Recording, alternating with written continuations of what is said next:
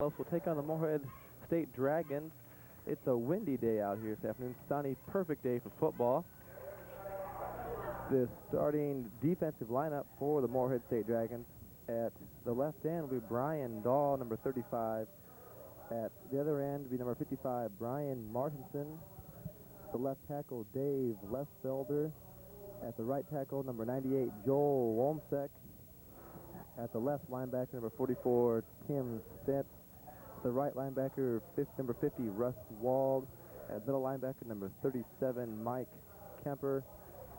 And in the secondary, on the left corner, number 15, Joe Day. At strong safety, number 38, Eric Knapp. At the other corner, number 33, Jeff Ninesinger. And at the free safety, number 47, Paul Ryland. The starting offense for the Kearney State Lopers will be at split end, Doug Banks. Left tackle, Pat Shabrin. At left guard, number 63, Mike Rosentrader. At center, number 57, Scott Ford. At right guard, number 59, Tim McCaw. At the right tackle, number 79, Tom Brennan. At tight end, Donnie Lee. At the quarterback, at the helm for the Kearney State Antelopes today is again number 13, Russ Harvey. At the slot back will be Travis Feline. At fullback, Nolan Byer. And I-back will be Omar Rogers. This is the 16th meeting between the Moorhead State Dragons and Kearney State Antelopes. Moorhead leads the series 11-4 after last year's excellent exhibition of offense by the Lopers. They lost only by 2 points, 24-22. When the time ran out, when Moorhead went for 2 points after their touchdown. Moorhead opened up their season last week with a come-from-behind victory against Concordia College, their neighboring college here in Minnesota. Kearney State, as you know, the record is 1-1 after taking a loss last week against the Juneau Mavericks, 44-21.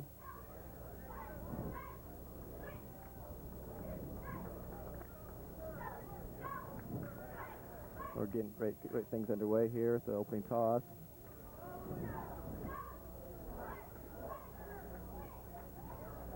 As you see out there, Kearney State will kick off to Moorhead State.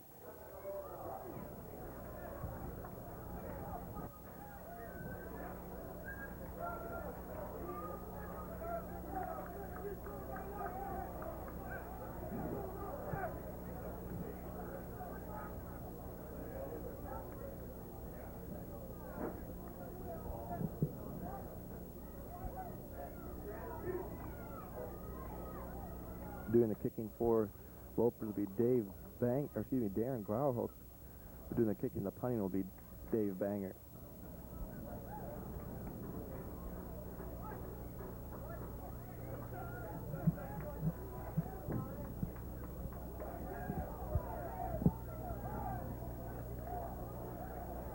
The officials for this afternoon's contest, the referee will be Dale Powers, the umpire Mike Vitpond,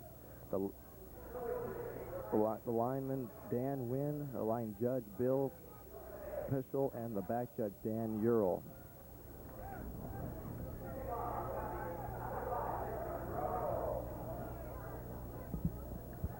The head coach for the Moorhead State Dragons is Ross Frontier. He's in his 21st season as a head coach. His overall record is 134, 68, and 4.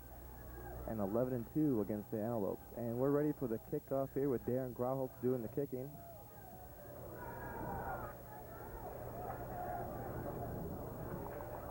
They will take it down in the end zone and bring it out the 20-yard line where they'll get underway.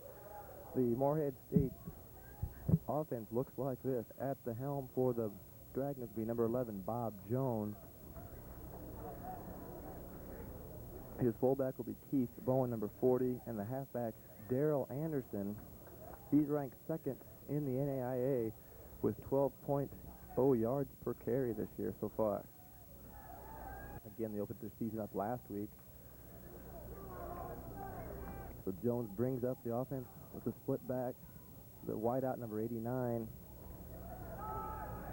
with Scott Winsel They take it up the middle for gain about 4 yards.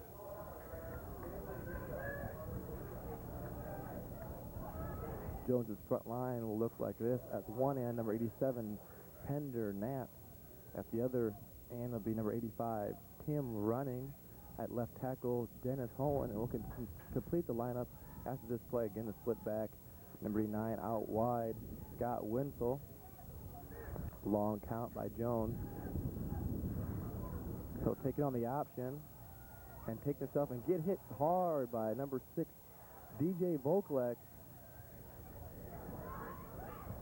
Last week, DJ Vokalek had 12 tackles, so he's in on about every play out there for the Lopers. The left guard for the Dragons will be number 60, Scott Palmer. The right guard will be number 70, Brad DeWolf. And at center, number 52, Rob Scottish.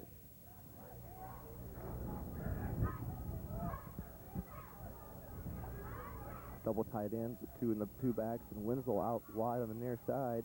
Jones calling the count. Dive up the middle. And Bowen will take it for a 6 or 7 yard gain. First down for the Dragons.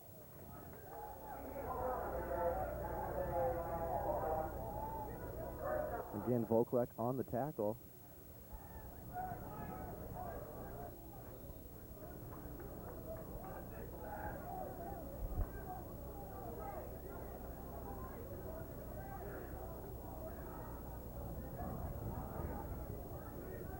Winslow out to the far side, double back. Jones calling the count. Handed off to number 40, Bowen, and he gets it out across the 40 to the 41-yard line. That'll bring up second down, about 3 yards to go. Kearney State defense starting in and out players. Dave Banger in on the tackle for the Lopers.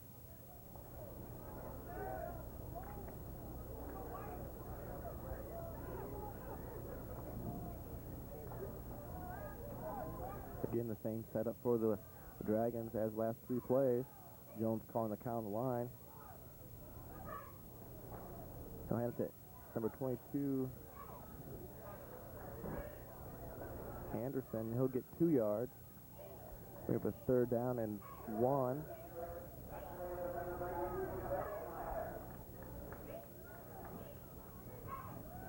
Lineman for the Lopers, Jeff Ortmeyer, in on the tackle.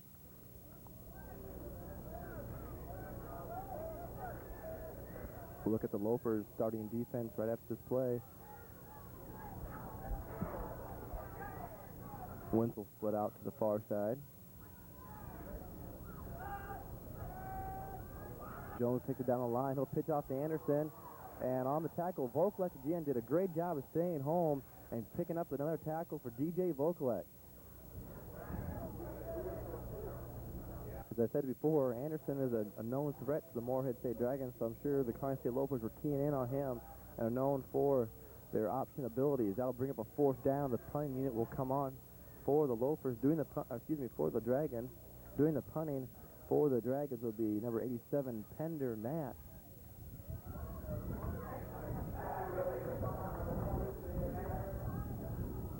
Doug Banks will be back for the Lopers. 10 men on the line for the Lopers, and they back off. Pender kicking into a strong wind. Banks takes that as 22 up the middle for about a yard, but not much there left to go for Doug Banks.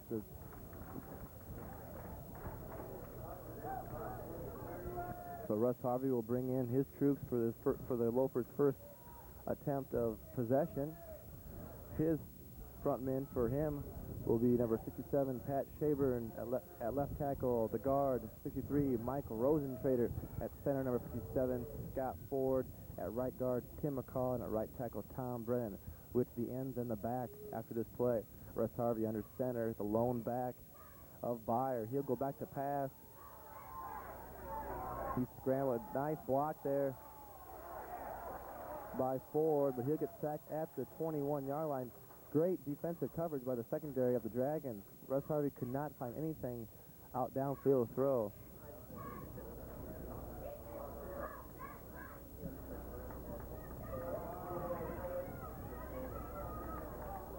Again, the Lopers are in their one-back set with 3 receivers, kind of a run and shoot as you see in the pros, for their own version of it. Banks out to the near side, Valine and Rogers to the far side. Nolan Byer, the lone back. Russ Harvey under center. Hand off to Nolan Byer, and he'll take it up the middle, across the 30, down to about the 34-yard line. Great run by number 34, Nolan Byer.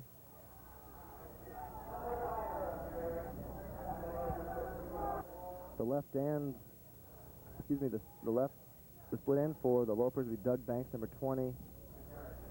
The slot back will be Travis Lee, number 16. The I-back, Omar Rogers, who you'll see mostly on the receiving route on the slot side. The fullback, number 34, he mentioned before, is Nolan Byer. And the tight ends will be Donnie Lee and Mike Long. All 3 receivers split out to the far side. Omar Rogers near close to us. Valine in the middle, Banks to the far side. Nolan Byer, the lone back. Hand off again to Byer up the middle. He'll fight for about 4 yards, and the whole Dragon defense is in on the tackle. And he still did not go down. Nolan Byer looks really pumped up to save his game. First down for the Lopers with 9:33 left to play in the first quarter. Score 0-0. The defense set up for the Dragons, as I mentioned before, at left end, Brian Dahl, number 35. The tackles, 91, Dave, left fielder. Joel Wolmsteck, number 98. And the right end is number 55, Brian Martinson. Russ Harvey under center. He'll call the count. Byer in motion to the far side. Valine on the near side, Omar Rogers and Banks, the other receivers. Russ Harvey going long for Banks, and just out of the reach of Doug Banks. It looked like the number 24, the Dragons, tripped up Doug Banks, but no flag on the play. It looks like it might not have been able to get caught. That was Jim Hausman on the coverage of Doug Banks. We've seen that play many times before, where Russ Harvey will lead Doug Banks, and with his speed, he'll catch up with that ball and run in for a touchdown. But the win is at the Kearney State Antelopes' back.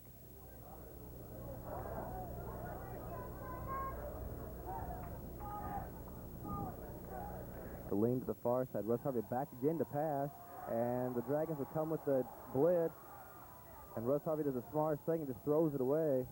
As we've seen before, Russ Harvey has a great scrambling ability and has been known to get out of situations like that, like you see there.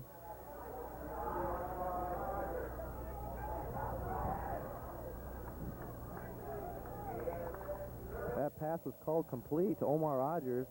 From up here, it looked like the ball bounced, but down there they gave the completion. They'll bring it 3rd down and 5 on their own 42.5-yard line. All 3 receivers split up the far side. Rogers, Banks, and Valine. Nolan Byer, the lone back. Russ Harvey under center calling the count. Hand off to Byer up the middle. He'll take it up across the 45 to about the 48-yard line and is wrestled down by numbers of Dragon defenders. Number 35, Brian Dahl, with the initial tackle. Also number 15, Joe Day.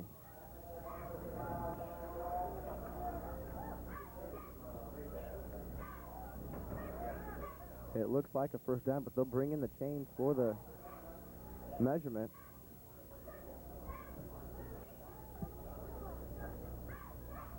Again, a very windy day up here in Moorhead, Minnesota. The wind is at the Lopers' back. Here's the measurement.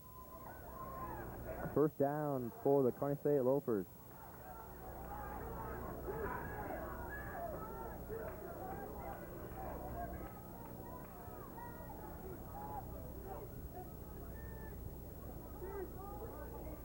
Moorhead is ranked 7th in the NAIA Division I polls.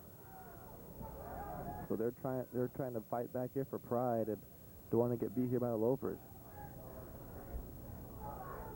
Double tight end set, both Long and Lee in. Banks on the far side, Lee on the near side. Nolan Byer, the lone back. He takes a pitch from Russ Harvey, gets it outside, gets across the 50 and brought down to 51 by number 38, Eric Nance, the strong safety for the Dragons.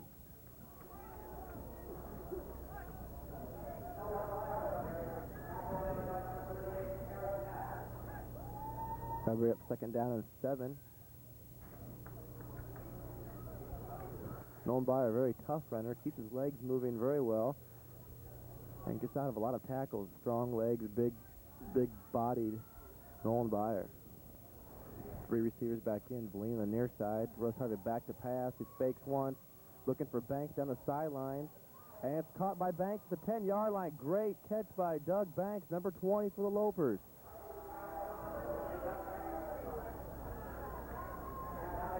It's like a long afternoon for the secondary of the Dragons if Russ Harvey and Doug Banks can hook up passes like that.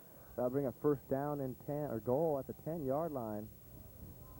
Great mobility by Doug Banks to turn his body around and catch that ball.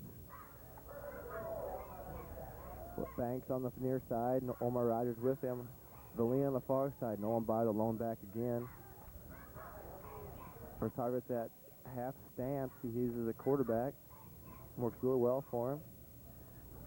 Long count, Russ Harvey looking for a cross pattern. Hit Banks in the end zone, touchdown, Kearney State.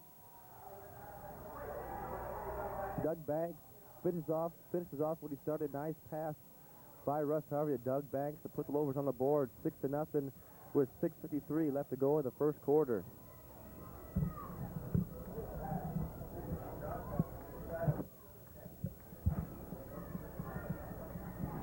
Grauerholtz will be in to add the extra point. Jeff McDowell, number 7, does the holding.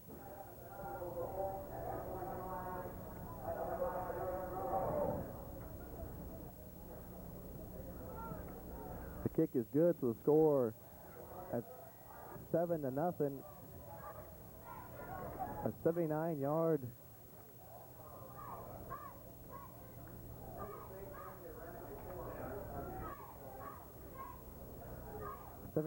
touchdown drive is capped off by Russ Harvey cutting Doug Banks across the middle in the end zone.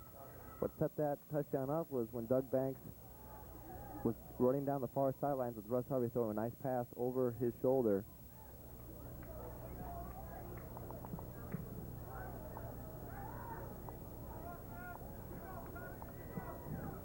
The 2 deep backs for the Dragons, number 21, Tab Ackerson, and number 15, Joe Day. Also back there is Tate Klein, number 7.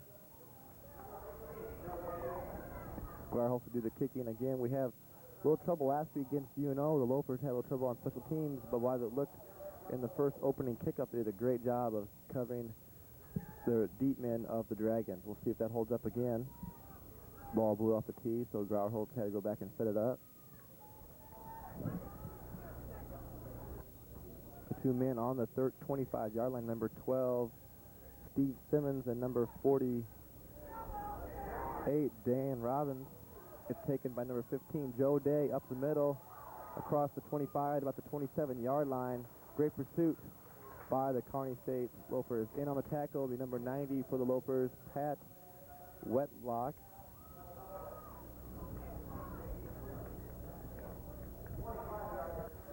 So Jones will take over on the 27-yard line.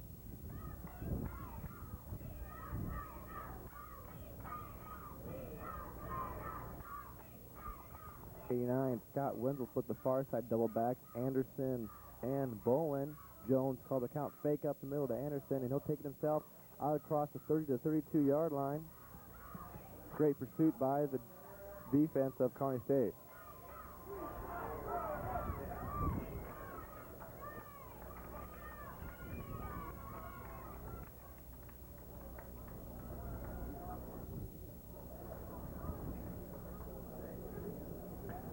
.6:20 left to go in the first quarter. Lopers lead 7-0. Jones bringing up his troops to the line. Second down and 6. Bowen and Anderson in the backfield for the Dragons. Wenzel was split out to the far side. Hand off to Anderson. Take it. He'll stop and just duck up underneath. Tackles by number 44, Tim Arks.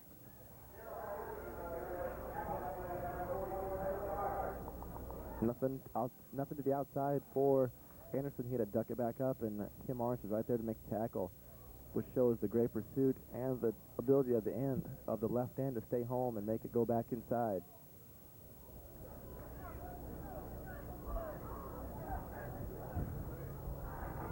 split out to the near side. For the Dragons, number 80, Mark Kuntz. Out the far side is Wenzel.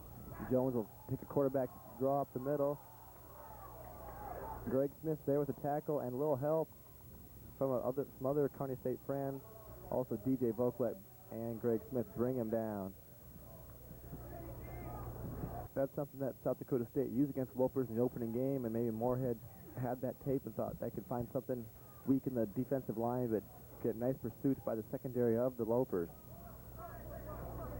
That brings up 4th down and 4, so the punting unit will come on. The punter, 87, Pender Nance, will do the punting for the Dragons again. Banks is back at his own 28-yard line. Not a very good punt by Nance because the wind, but takes the Dragons roll. They roll down to about the 28-yard line, so that's where the Lopers will take over at the 28-yard line with 4:36 left to go in the first quarter. So as of now, the defense of the Lopers doing a great job of holding the Dragons to running game, and the running back Daryl Anderson, who has been known to before, is ranked 2nd in running per carry with 12 yards per carry. So did a great job of keeping him under his average. Same set as we saw before. Banks at the far side, Rogers and Valine to the near side. Harvey calls the count, hands it up the middle to, I believe that's Greg Schmidt.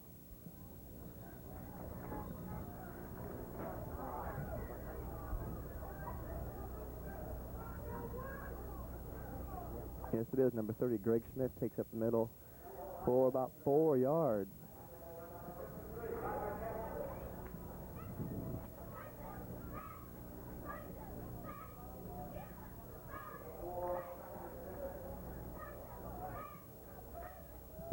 Valine comes out to the near side. Banks and Rogers on the far side. Schmidt's the lone back.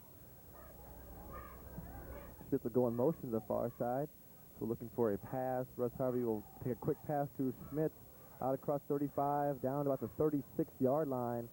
And a nice takeout there by number 57 for the Lopers, Scott Ford. Nice upfield blocking for Greg Schmidt.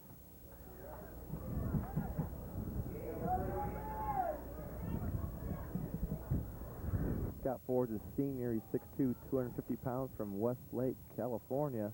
So he came a long way to play for the Lopers his 4 years at Kearney State. Banks come out to the Valine to the near side. Banks out the far side, double tight end set. Schmidt's the lone back. Long count by Harvey. He pitches it to Schmidt, and he fumbles it, and the Dragons get on the ball, but we'll see. There's a big stack under there. Does he keep holding? We also have a flag on the play. And the signal is the Dragons have it. Number 38 for the Dragons, Eric Nance, picks the ball up. Holding Kearney State. The Dragons will decline it. 1st down and 10 for the Dragons on the Kearney State 32-yard line. So that'll bring in the Kearney State defense. See what they can do to hold the Dragons.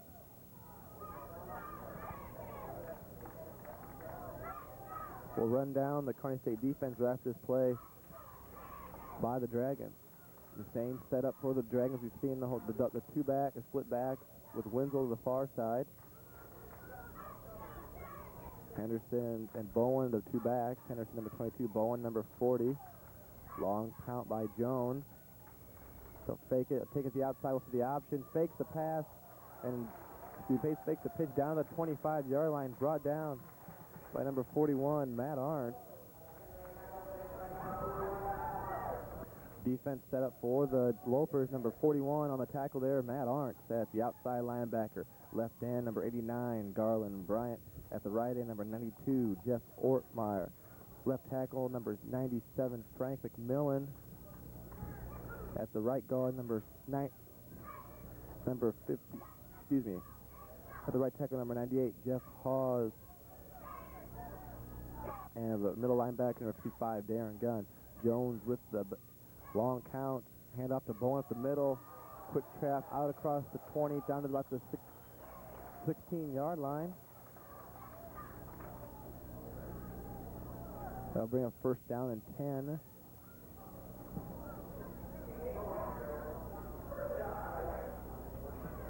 The secondary looks like this for the Lopers. Number 23, Greg Mayberry.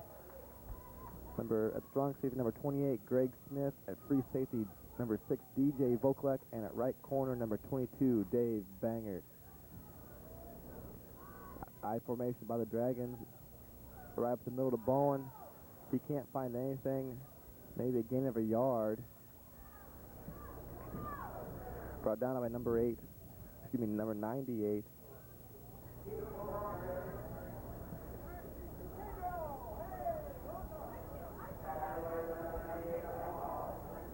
That's Jeff Hawes, number 98 on the tackle.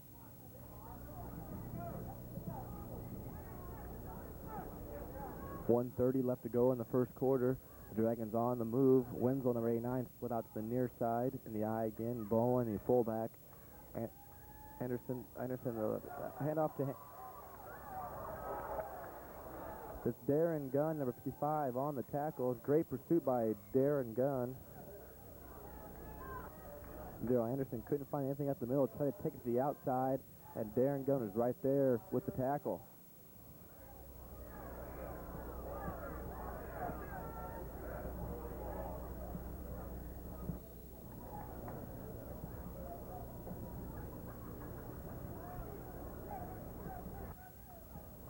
.45 seconds left to go in the first quarter. Wenzel split out to the far side. The two backs, number 45 for the Dragons. Lance Rowan is back there, and also Daryl Anderson. Jones will fake the pass, will roll the outside. He's being chased by number 73, John Chappell, and takes down at the 3-yard line.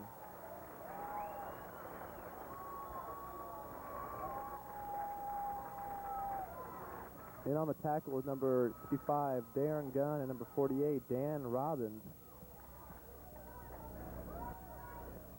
So the very sparse crowd here at Alex Nipp Stadium gives their appreciation for the play by the quarterback, Rob Jones. First down and goal, the ball on a 3-yard line. Wenzel splits the far side. Anderson and Rowan in the backfield. Hand up to Rowan, and he can't find anything. Brought down by, again, number 6, DJ Voklek.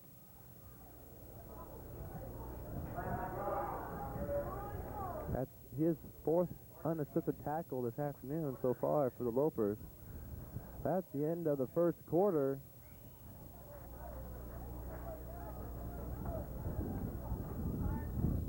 And now the officials get the word from up here in the booth. That's the end of the first quarter. So in the first quarter, the Lopers lead the Dragons 7-0.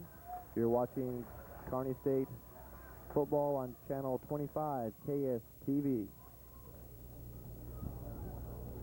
Hi, I'm Morgan Fairchild. Education is still our best defense against the spread of AIDS and the harm that can happen when people are not informed. That's why the Will Rogers Institute is offering a free booklet that can give you the facts. You'll learn how AIDS can be caught. You'll learn the difference between having the AIDS virus and having the disease. And you'll learn how to protect yourself and your family. For your free copy, write the Will Rogers Institute, White Plains, New York.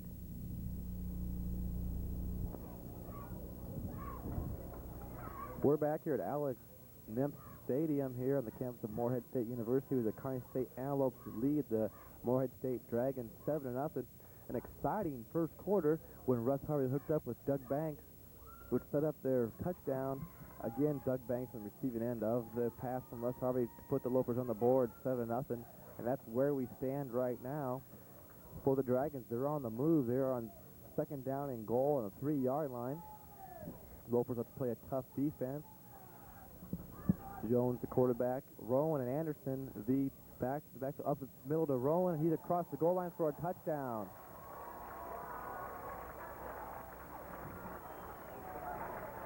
Lance Ron goes across three yards out. Put the Dragons on the board with 6 points. Doing the kicking for the Dragons be Mike Johnson. The holder will be Jones.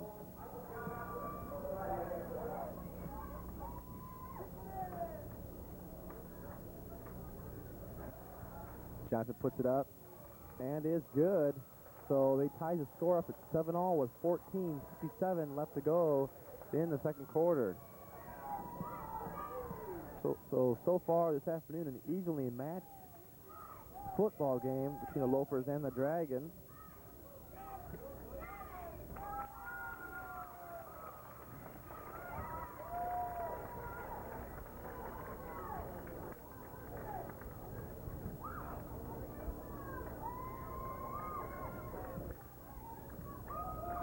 The receiving unit for Lopers will come onto the field. The two deep back men will be Valine and Banks. Very dangerous at their positions. Again, doing the kicking for the Dragons will be number 6, Mike Johnson.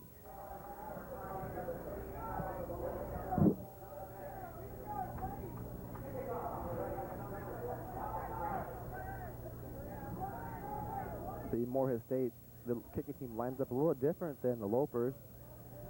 They don't have their two hitmen that are split at the 25-yard line. I'm sure they have their hitmen somewhere on that line.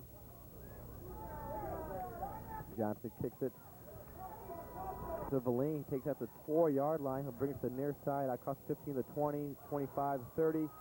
Tripped up by number 53 by the Dragons, Roger Campbell, and he comes up a little limp. I'm sure if Roger Campbell didn't either stick his arm up or roll over, Valine would have been gone for 6 points. So that's first down and 10. The ball on the 37-yard line. With 14:50 left to go till halftime. Russ Harvey brings up his troops to the line. Banks and Rogers on the near side. Valine coming across in motion. Byer, the lone back. Up the middle to Byer. He gets out across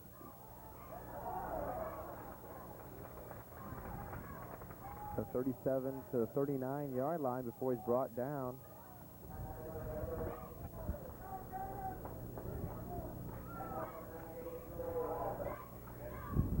He's brought down by number 98, Joel Womsmeck of the Dragons.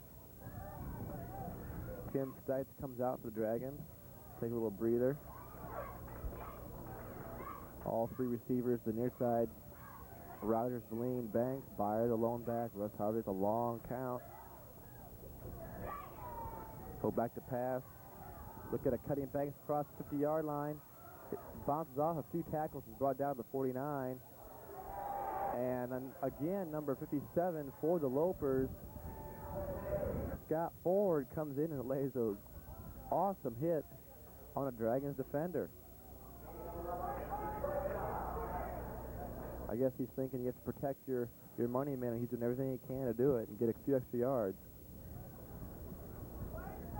First down and 10 for the Lopers with 13:59 left to go till half. Banks and Rogers on the near side, Valine to the far side, Byer again in the backfield. Audibles by Russ Harvey. He'll step back to pass, looking for Valine, and he's called out of bounds. He was hit hard by number 50 for the Dragons, Russ Wald. We have a flag on the play. Holding against the Lopers is the call.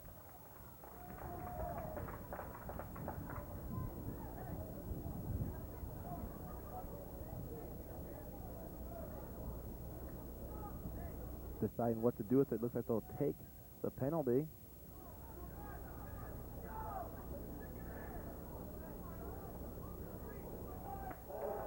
Take him back 10 yards.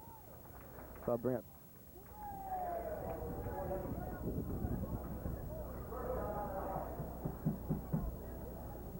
first down and 20, the ball on the 40-yard line.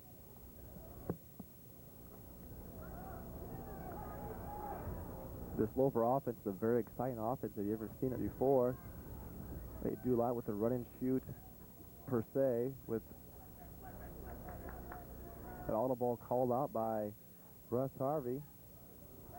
Hand off to Byer. He'll get across the 40, out to about the 44-yard line. They do a lot of one-word audibles. As I was talking to Coach Borf, they do a lot of audibles with one words, make it less complicated at the line of scrimmage for the linemen, also for the receivers, since they're split out so far out.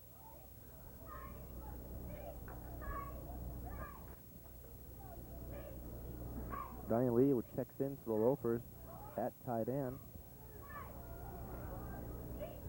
Three receivers again. The basic three receivers you'll see basically the whole game. Valine, Rogers, and Banks. First probably back to pass. Looking for Valine down the far side. And we'll have a pass interference call on number 15, Joe Day. He had no idea where the ball was and knocked Valine down at the 20-yard line.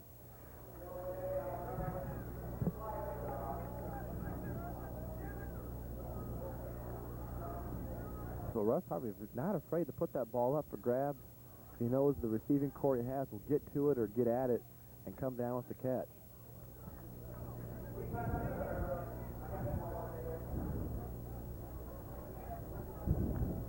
I believe the Lopers will take this penalty.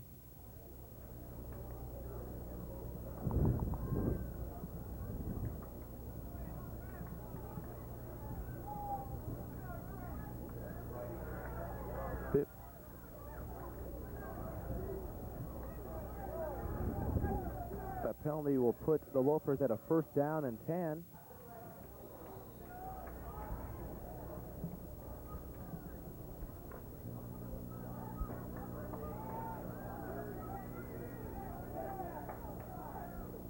Mike Long checks in at the tight end for the Lopers. Valine the near side, Banks, Rogers the far side.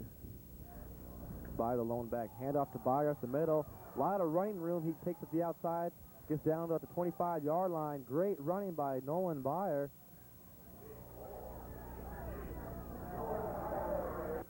A nice hold by the linemen. They're doing a fabulous job, and the front four linemen doing a great job opening the holes up for the running backs to get through.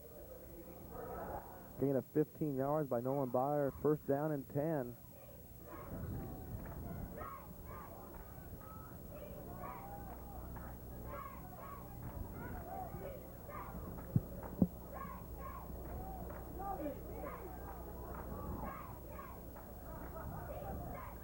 First time he fumbles the snap, he picks it back up, he'll run it, and he'll lose about 4 yards. A little mishandling between the center and the quarterback.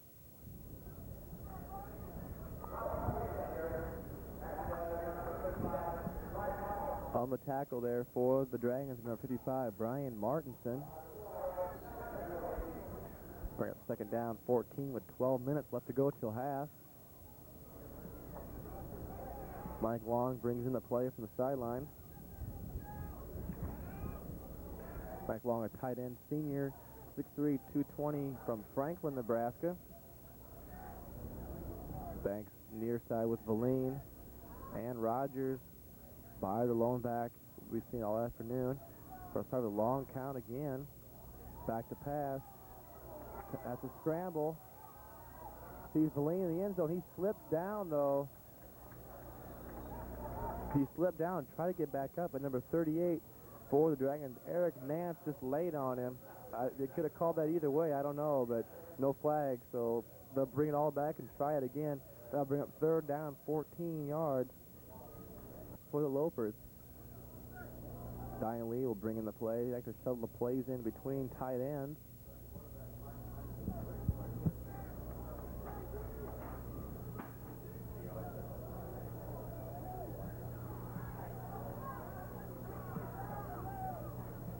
First Harvey's back to pass again to look for Valine across the middle, and a little bit behind him, and Valine had it in his hands and it fell out. So that'll bring up 4th down and 14. And with the wind in the face, the Lopers, I don't know if a field goal would be the right thing to do. It looks like they might go for it because Russ Harvey is staying inside there. They are deep inside Moorhead territory, so if they don't get it, the defense will have good field position to hold them.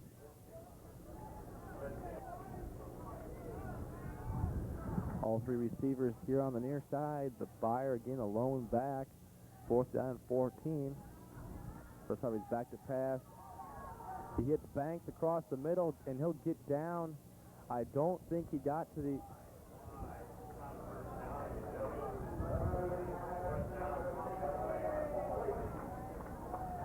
And they did not pick it up. The marker is on the 15-yard line, and Banks got to the 16. He was tripped up there.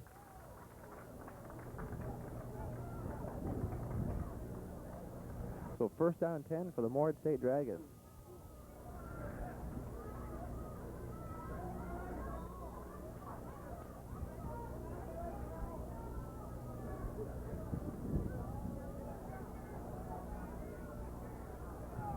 Jones again at quarterback, Anderson and Ron in the backfield. He'll fake to Anderson. Look for his tight end, number 85.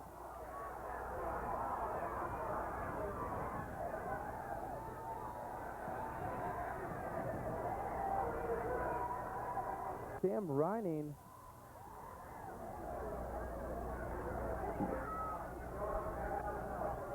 Well, they'll give it 1st down and 10 for the Lopers, but that play is a little hard to explain. Jones hit Reining at the 30-yard line. I don't believe he even caught the ball. And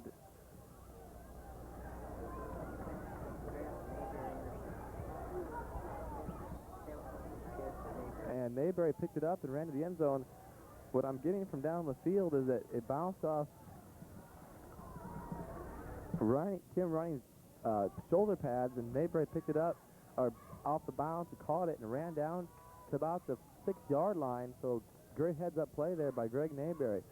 1st down 10, 1st down to goal, and goal ball on the 7-yard line. Russ Harvey long count, and we will have movement, I believe, on the left side. Either Donnie Lee, I think, kind of moved his butt a little bit.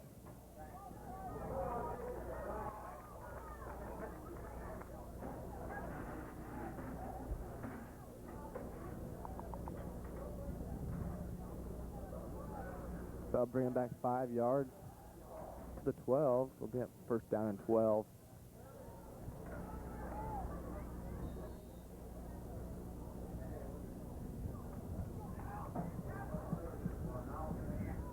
Pat Shaben comes in for the Loafers. Going by a lone back. Rogers, Valine, and Banks again for the receivers. Byers comes in motion to the near side. We're probably looking to pass and couldn't get Riders out there in the flat. Just let him a little bit too much. Bring up 2nd down and 12.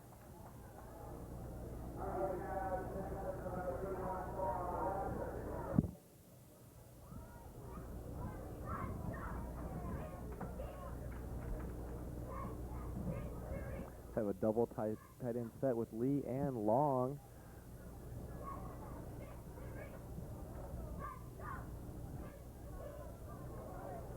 Just the 2 receivers, Valine and Banks, with Bard alone back. The timing pattern to Valine, the corner over his shoulder, and incomplete. Caught him with headed on one hand, but couldn't bring it in. Nice coverage by their number 15 for the Dragons, Joe Day.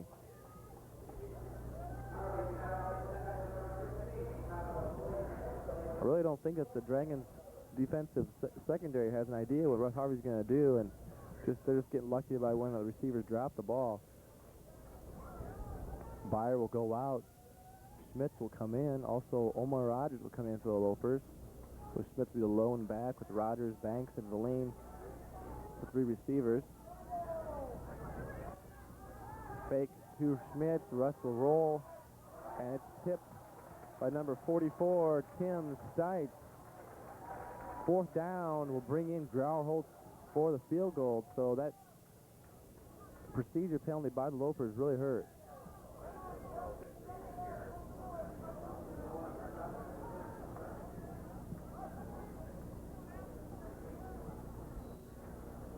McDonald will hold for Grauerholtz. Grauerholtz will be kicking from his 19.5-yard line. We'll call it the 20 for a 30-yard field goal attempt for Grauerholtz. Wind in his face. It's up. It's long enough, and it's no good. It's off to the right. So Moorhead kind of won a moral victory there. A lot for their stamina and their defense. Big hold there by the Moorhead State defense. Wouldn't let Lopers had first down and goal on the 7-yard line and couldn't punch it in. So the Moorhead State Dragons will take over at their 12-yard line. Or excuse me, 20-yard line.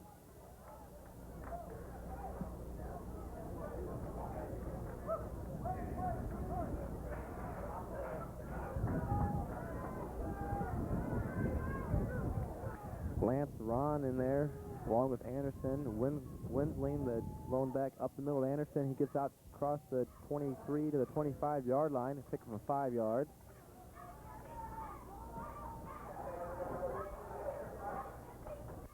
Number 44, Tim Arnson on the tackle.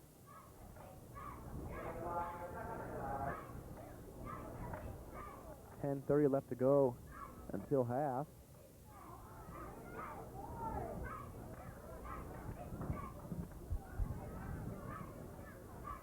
Jones, long count in the eye.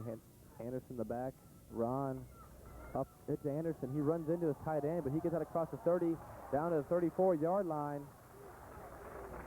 He ran into his tight end, or excuse me, his pulling guard, I'm sorry, number 60, Scott Palmer. And I didn't think he'd go for a long game, but he picked up a first down and 10. The ball on the 34-yard line.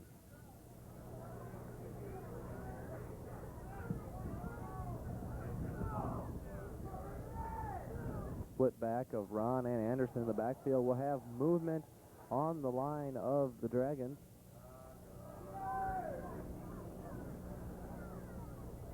That should take the Dragons back 5 yards and bring them a first down and 15.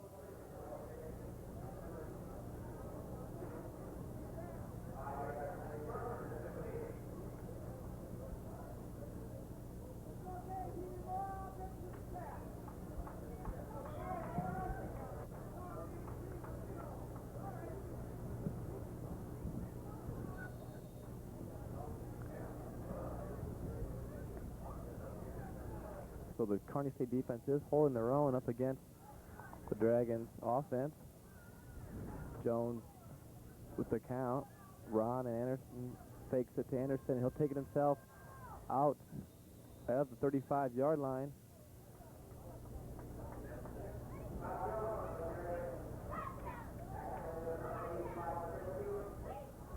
Where number 35 for the Lopers, Chris Hooten, hit him. Excuse, that was Greg Nayberry on the tackle.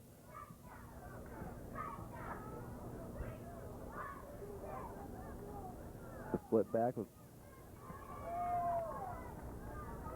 Wenzel on the far side. Jones fakes it to Henderson again, fakes the pitch, and is brought down there by number 41 for the Lopers, who's really excited, Matt Arndt. Last week he got against Matt Arndt got hit a little in the head and didn't really know where he was, but came back into the game and did a fine job in the end of the third quarter and the beginning of the fourth quarter for the Lopers in their 44-21 loss to the Mavericks. The defensive Lopers are very, very excited out there, very pumped up. They really want this game to show that last week's game was just an off night for them. DJ Voklet goes out and runs out and catches Westland. Jones back to pass. Has to scramble. Garland Bryant, if ever, knocks him down. Just about intercepted by Matt Arndt. Number 41, Garland Bryant, with his excellent speed, ran down Jones and gave him a nice little hit. A little welcome. A little glad to be here at Moorhead for Garland Bryant. Now bring in the punting unit for the Moorhead State Dragons, so that gives the momentum back to the Lopers. So their defense did a fine job holding. The deep man for the Lopers is Doug Banks, number 20.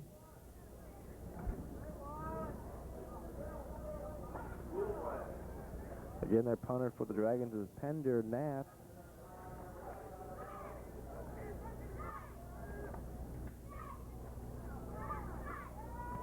He gets up off a nice kick, takes back down to the 12-yard line. He'll take it up the far side. He turns the corner and is brought down there by number 45 and number 59 for the Drag, as number 45 is Lance Ron and number 59 is Brian Wilson. So great special teams coverage by the Dragons on Banks, the dangerous return man for the Lopers. A 49-yard punt for Pender Nance. Schmidt's in there at the back for the Lopers. Banks on the far side, Valine the near side, Rogers at the slot.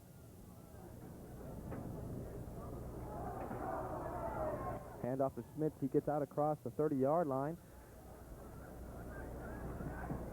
A nice run by Greg Schmidt. Greg Schmidt's a senior, 5'11", 185 pounds from Clarkston, Nebraska. Shares the running back duties, also the back duties with Nolan Byer, who's usually at fullback. With this new offense they put in, they both are out there by themselves in the backfield. The lean comes out to the near side, Banks and Rogers on the far side. Russ Harvey will look to Valine, and Valine had to crawl up the back of the defender, number 20 for the Dragons, Tim Hausman, and couldn't come up with the catch. This wind is at, again, like I said before, the wind is at the Lopers' face, so it's going to hang up there for a while and get brought down when the wind gust comes up.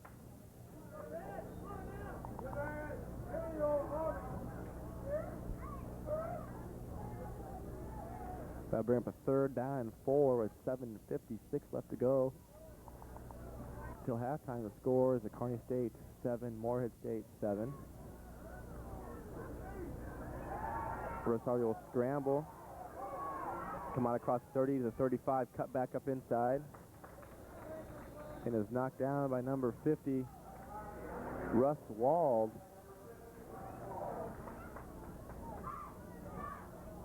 Now, 1st down and 10 for Lopers. So we've been saying all along this year is Russ Harvey has this great scrambling ability to get out in the open and do whatever he wants with the ball. And also, if he can't find anybody, he'll take it under his arm and just run with it. So very, very dangerous back there is Russ Harvey, quarterback. Smith's still in there at the back. Banks and Rogers the far side. Valine here on the near side. Pitch to Schmitz, and he'll get brought down at the 36-yard line. Just about shook it loose. Number 50 again for Russ Wald in on the tackle. Also Eric Nance, number 38, in there as well.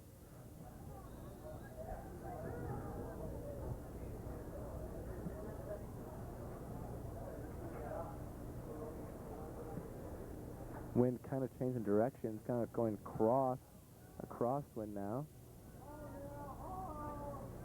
Something very odd, number 47 for the Lopers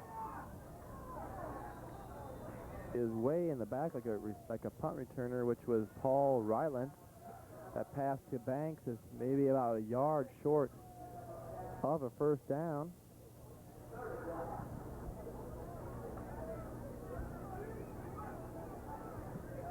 Bring up 3rd down and 1. Omar Rogers goes out. We'll have the double receivers in, Valine and Banks with Schmidt in the backfield. Hand off to Schmidt, and he'll go over the middle. And I don't believe he got it, but we'll have to see for the spot. It looks like they're going to give us a very good spot. Officials will call time and see where they'll spot the ball.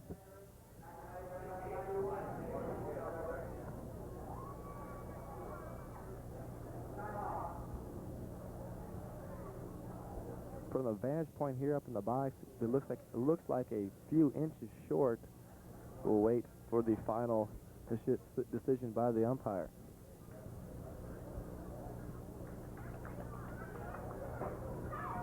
The signal from the referee is inches.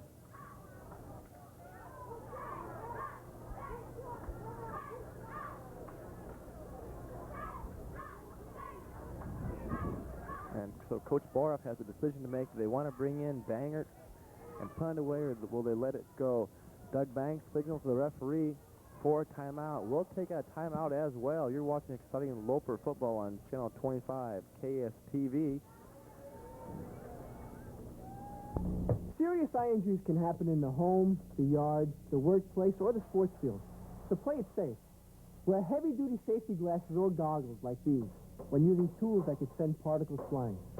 Wear impact-resistant sports goggles when playing racket sports, basketball, or any game in which your eyes can be hit by a flying object or by another player. This simple precaution can save your sight. A message for eye safety from the Will Rogers Institute, White Plains, New York. Welcome back here. We're on a timeout. Russ Harvey is over there making a decision with Coach Boroff on what to do on this 4th down and inches. And they'll send Russ Harvey back in to try to pick up the 1st down. The score is tied at 7-all with 6 minutes left to play till halftime. A very hard-fought game on both sides of the ball for Lopers and the Dragons. Their offensive defense doing a fine job.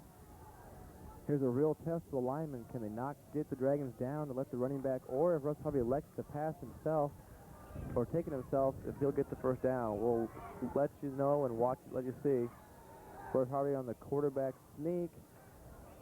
And we'll have to wait till they unpile everybody to see if the Lopers pick up the 1st down. You would imagine with how Russ Harvey is in great physical condition that his leg strength just powered him across that 1st down marker. But they'll, again, I believe, will give the signal of a 1st down and 10 for the Kearney State Antelopes.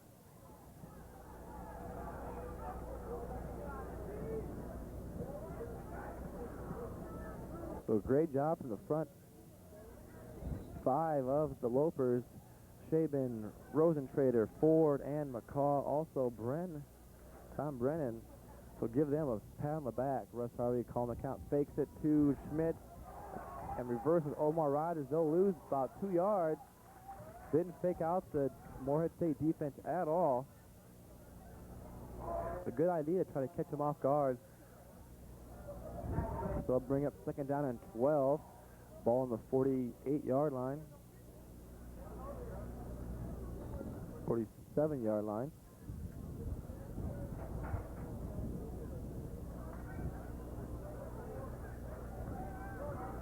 Rogers and Banks the far side. Valine here on the near side.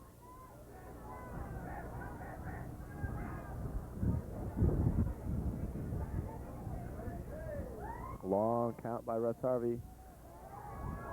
Trying to hit it across the middle of Valine, but number 20 for the Dragons, Jim Hausman, reaches his arm across and knocks the ball down. Valine came up wondering if there was any pass interference called, but they said none.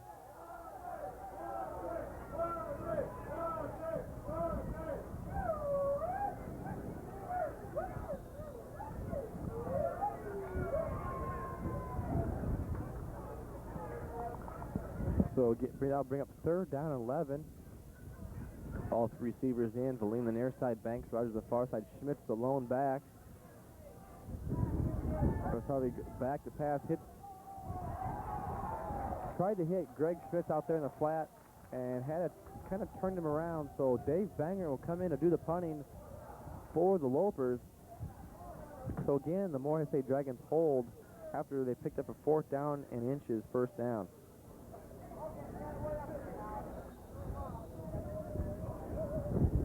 The deep men for the Dragons, number 24, Joe Murphy, and number 33, Jeff Ninesinger. Long count by Banger. Great punt into the wind. It's kind of held up there. A fair catch by Ninesinger at his 19-yard line. He put his fair catch signal up a long time before the ball was even on his downward movement, so he might have been afraid that there were some Lopers on the warpath down to give him a nice hit.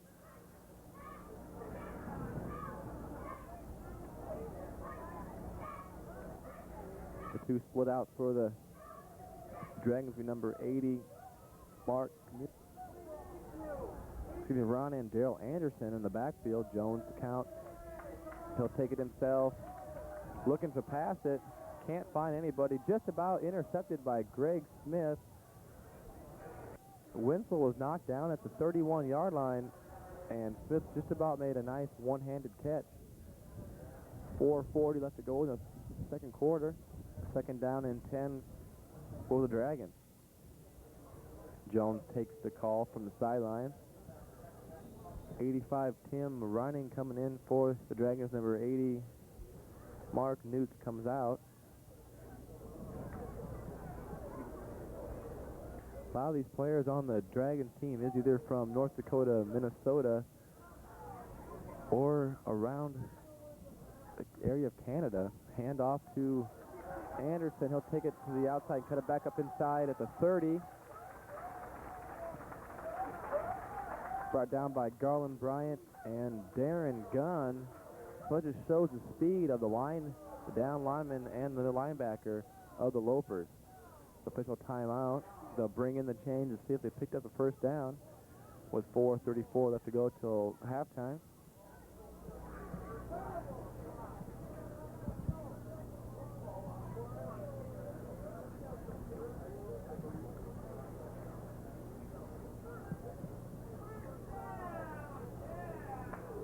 And they're just a bit shy of the first down.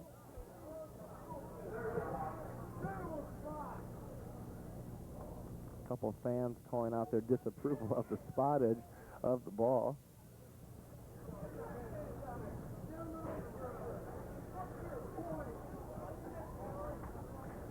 So we're a third down in inches.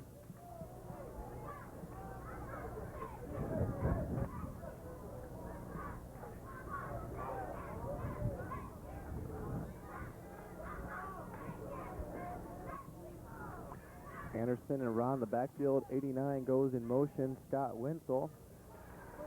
Jones will take it himself, pick up the first down, and a few extra yards out across the 33 to the 34-yard line. First down and 10.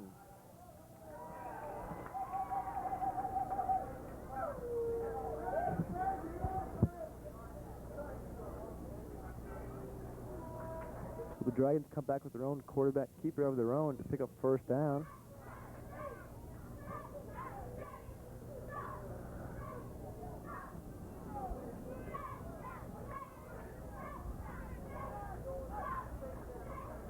Fake handoff to Anderson. Jones goes deep, and Mayberry lays a hit on number 87, Pender Nance, but he could not come up with the ball. And if he did, Mayberry right there to knock it loose. Mayberry is a sophomore. He's 5'10", from North Platte, Nebraska, 168 pounds.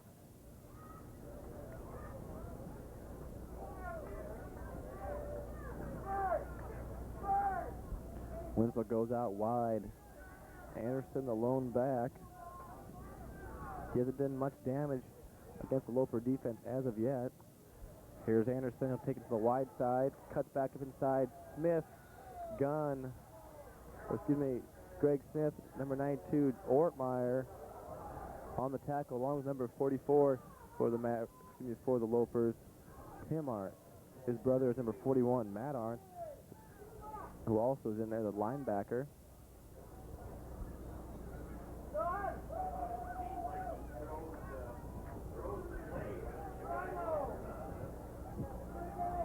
Two receivers in for the Dragons, number 80, Mark Newt, and Westlow, the two backs, Ron and Anderson. Jones calls the count. He'll go back to pass. Looking, can't find anybody. He's being chased down. Picks up a good block. He'll get out across first down and out of bounds. Number 45 for the Dragons, Lance Ron, had a nice block for Jones. He came around to the outside to pick up the first down. So first down and 10. The ball on the 45-yard line.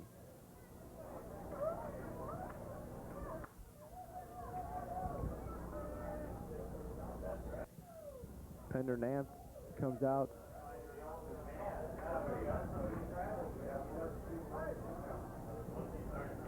Westland Newt Canoes in there for receivers for the Dragons, two backs, Ron and Anderson. Canoes in motion to the near side. Jones will come back to pass. He'll hit Knutz out in the flat. Smith with the tackle will help from Vokalek and number 44, Tim Arndt.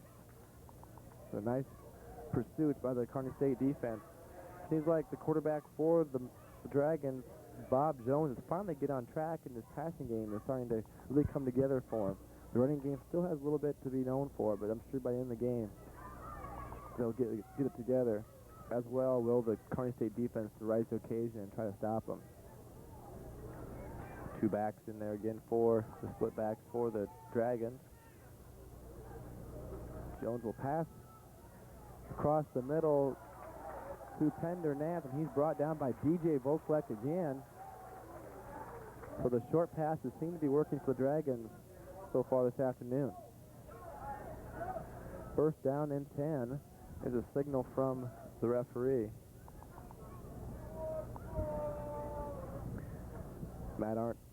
Tim Arndt will check out. Matt Arndt will check in.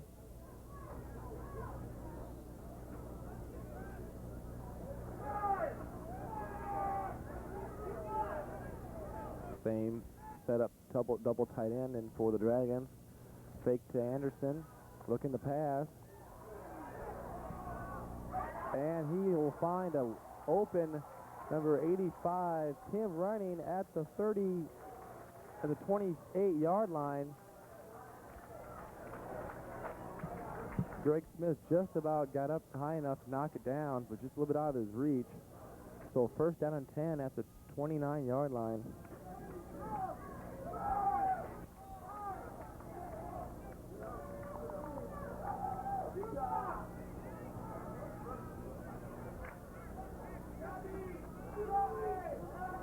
Dragons will come to the line with their same set with Winslow out to the far side, double tight end of Pender Nance. Jones will fake the handoff, look to pass into the end zone for Anderson. Mayberry comes up just about, makes the interception, but drops it. He saw that one all the way and might have been thinking touchdown. A little bit upset with himself. He knows that he had that ball in his hands. But great defense there by Greg Mayberry. Still upset.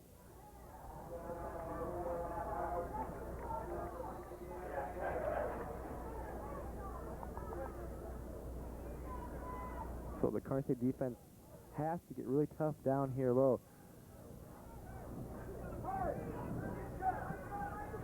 Mark Newt and Scott Winslow, the split out with Pender Nance, the tight end. He'll give the handoff to Anderson. He'll take it to the far side.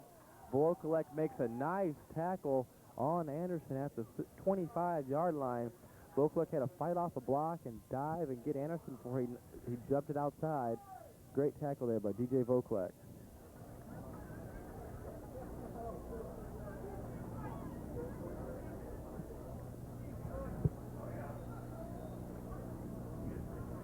Pender Nance will come out with 1:35 left to go in the half. Tied up at 7-all. Third down and 6. Jones will take it on the option and overthrows number 89, Scott Wenzel. That'll bring up fourth down. And the flag on the play, holding on Moorhead State.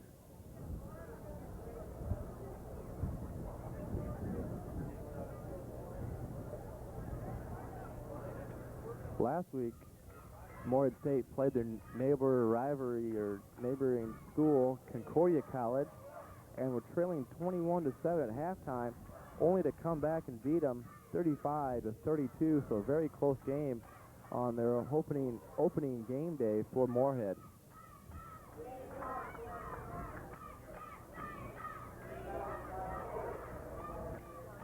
So it'll take Moorhead back 10 yards, bring up third down and 16. Kind of brings them out of field goal range. Good decision there by Coach Boroff to take the penalty.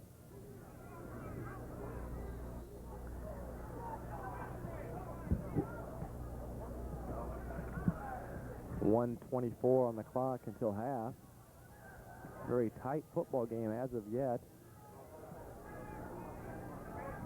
Wenzel and Canoes are the receivers. Canoes the far side, Winslow near side. Jones will go back to pass.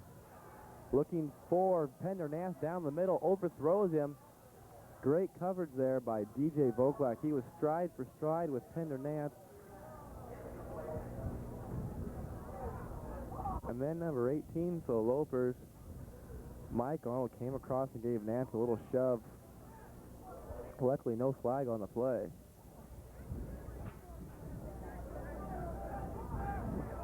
That'll bring up 4th down and 16, and I believe they will try and go for it. Jones is in there, quarterback. Pendernath will check out. Two receivers, Canoes and Winslow. The two backs are Ron and Anderson. Jones at the lines, calling the count. He'll be back to pass, looking for his tight end, number 85, and hitting him, Tim Reining. And then Greg Smith just came up and leveled Reining, but he held on the ball for a 1st down and 10 from the 17-yard line. Moorhead State will call a timeout with 1:12 on the clock.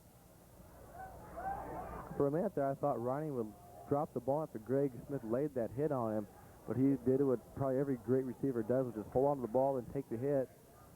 And he might be feeling it right now. He's coming off the field kind of slow, but under his own power. I'm sure he doesn't really want to show the pain he's feeling right now from that hit, but he's got to be feeling good inside for holding on to the ball.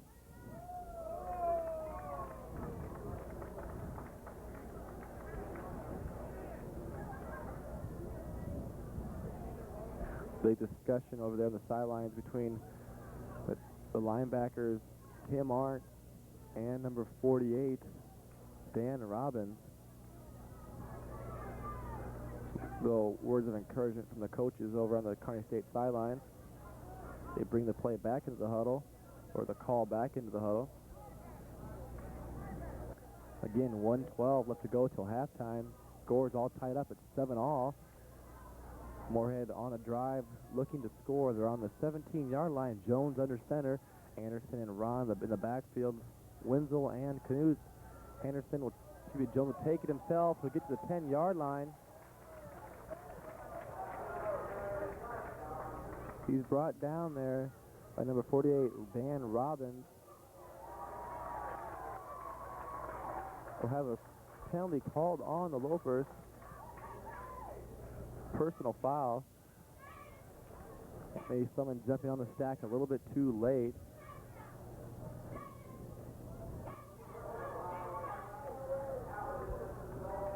That really can't make the coaching staff of the Lopers very happy when something like that this deep into their own territory.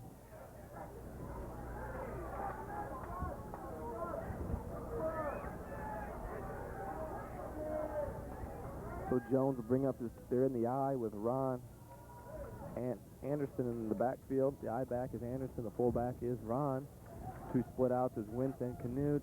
Hand off to Anderson. He'll go to the outside and get across the end zone for a touchdown. Moorhead State. So a nice long sustained drive by the Moorhead State Dragons ends up with a touchdown. Puts them up 13-7 with 54 seconds left to go until halftime.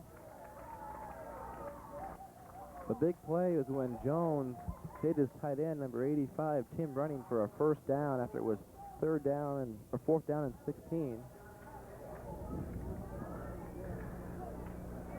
Mike Johnson will attempt to add the extra point. It's blocked.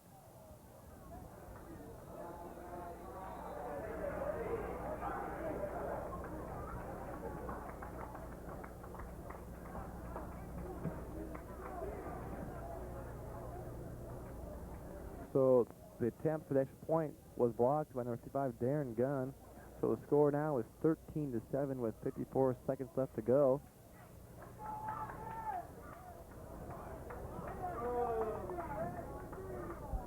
But right now, anything can happen when you got the return men as we have is Doug Banks and Travis Valine.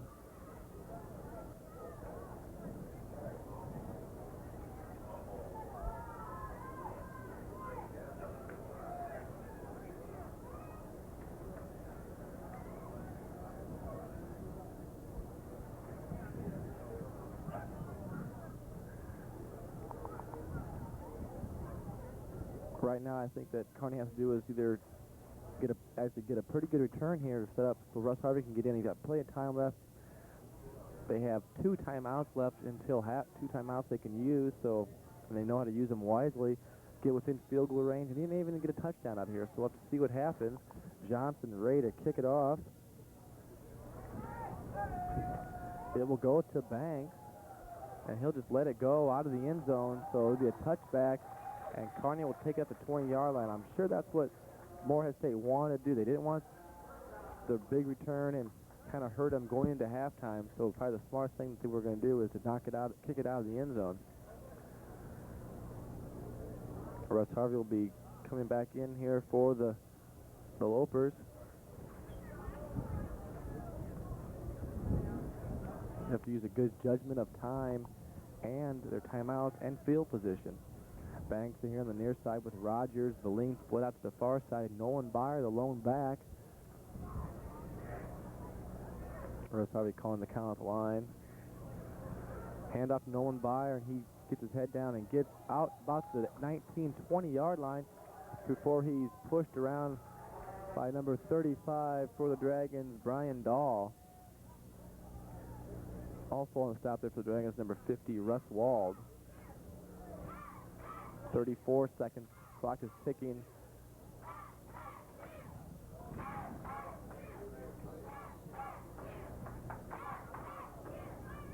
It looks like the Lopers might just get one more playoff, maybe 2, but not really concerned with the time. It looks like not very concerned. Down to 15 seconds on the clock. Pitch it to Nolan Byer. He'll take it across off to the right side, out to the 25, down to 3 seconds. They'll run the clock out, go into locker room with the score. The Moorhead State Dragons 13, the Kearney State Antelopes 7. You're watching exciting Loper football on cable station 25, KSTV. This game is brought to you from Bogart's Food Stores, Killian Motors, and Kearney State Bank. We'll be back with the second half and the first half statistics right after this.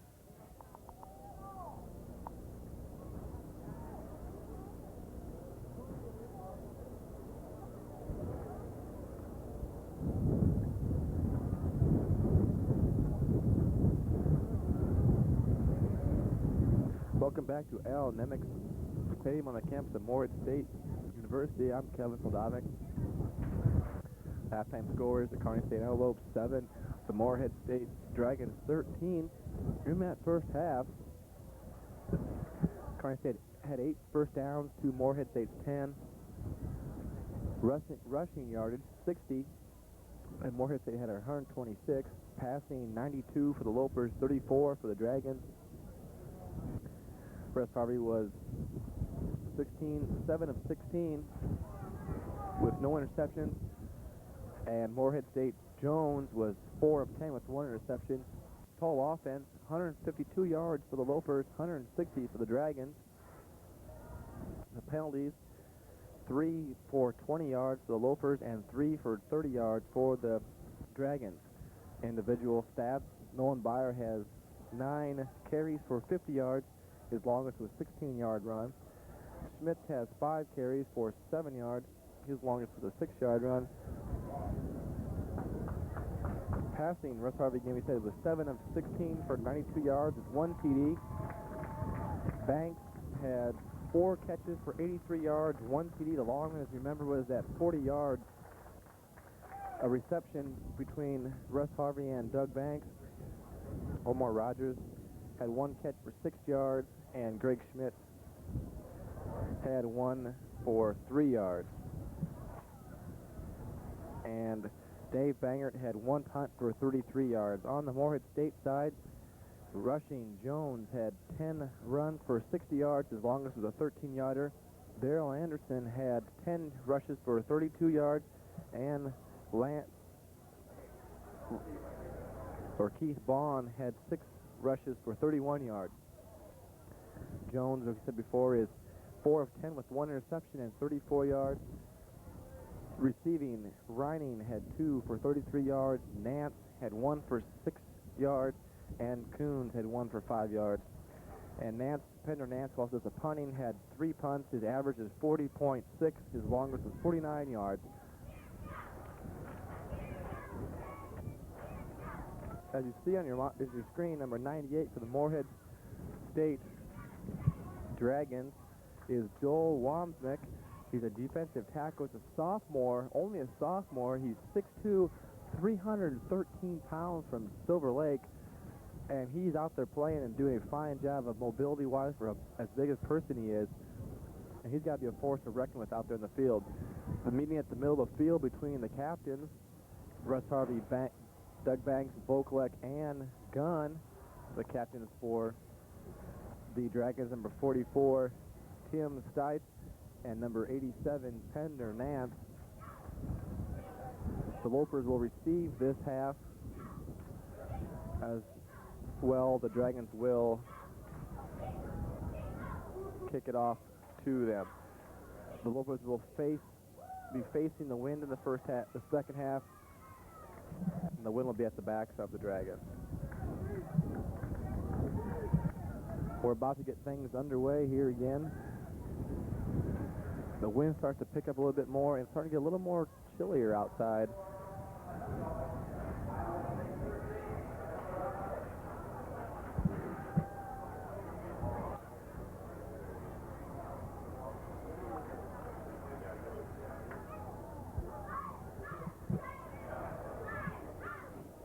Mike Johnson will do the kicking again this half for the Dragons.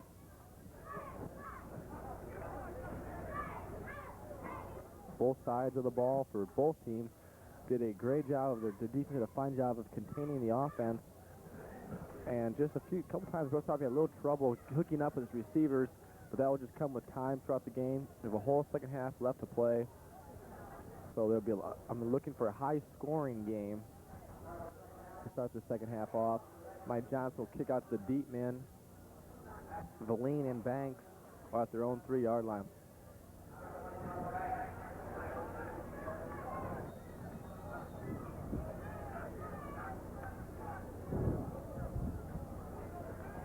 And we get the second half underway. Johnson, he'll kick it out to Banks.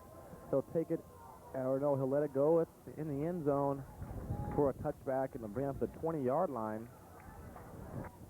So Kearney will take over at the 20-yard line.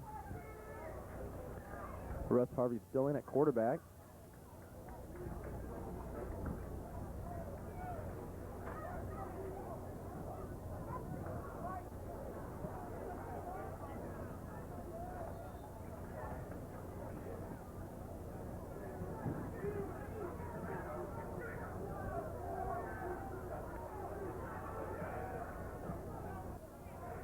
Russ Harvey under center, Omar Rogers and Banks to the near side, Valine the far side.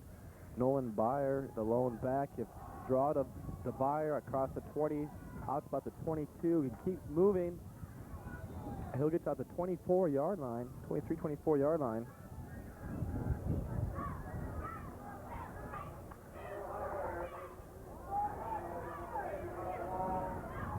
Number 50 for the Dragons, Russ Walden on the tackle. He's a sophomore, 6 feet tall, 200 pounds from Bismarck, North Dakota.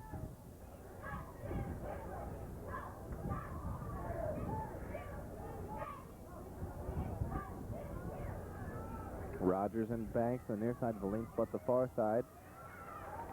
Byer goes in motion. Hitting Valine on the fly.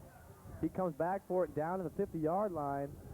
It looked like that Russ Harvey was going to hit Nolan Byer out there in the flat, but he slipped down. It looks like his alternate receiver was Valine, who had his defender beat, but also had to come back to the ball since the wind held it up and caught the ball at the 50-yard line. Great mobility by Travis Valine. Donnie Lee will bring us the play from the sideline.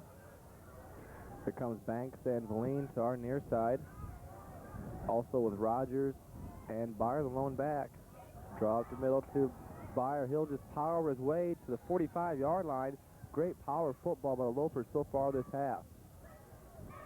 That'll bring up a 2nd down and 5. Ball on the 45.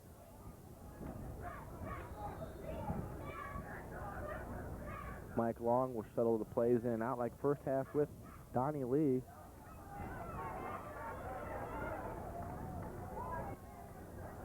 Going back is Byer. This is William on the near side. Rogers and Banks the far side. Looking for Valim to cut across. And it's intercepted by number 20 for the Dragons, Jim Hausman. First down and 10 for the Dragons at their own 38-yard line.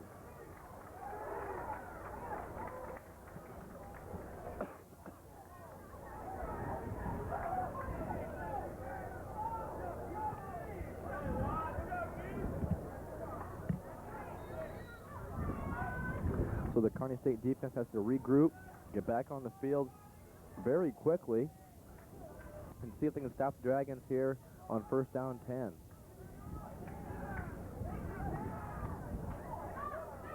That's number 40 for the Dragons.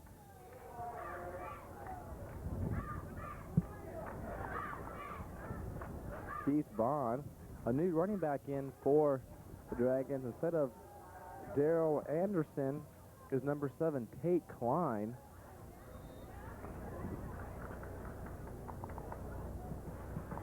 Tate Klein is a senior, 6 feet tall, 200 pounds from Breckenridge.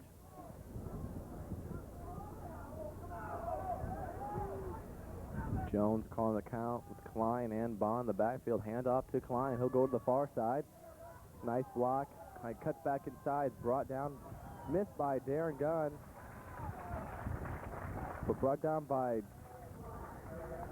Garland and Bryant. Along with number 37, Shannon Hansen. That'll be a first down 10 for the Dragons on the 49-yard line.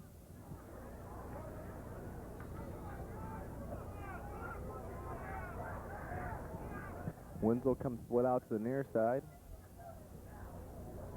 Klein and Bond in the backfield. Straight dive up the middle to Bond, and he'll get about 4 yards out across the 49 to the 48-yard line of the Lopers. Number 37, Shannon Hansen in on the tackle.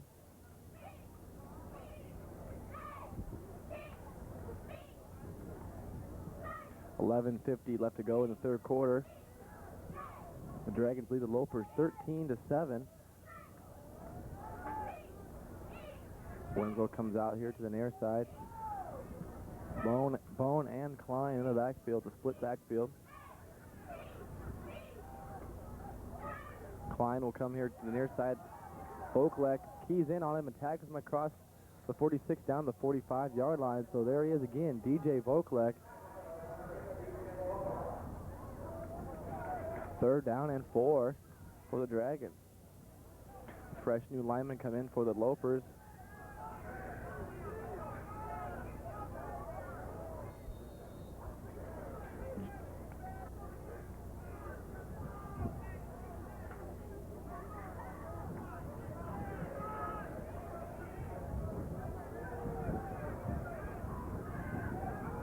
In the I formation, Klein the I back, Bone the fullback. Winslow split out to the far side. Can't get him to go. Klein will fight off a few tackles, get to the outside across the 40, down to the 35, rolls to the 31-yard line, but they'll spot the ball at the 34-yard line. Flag on the play.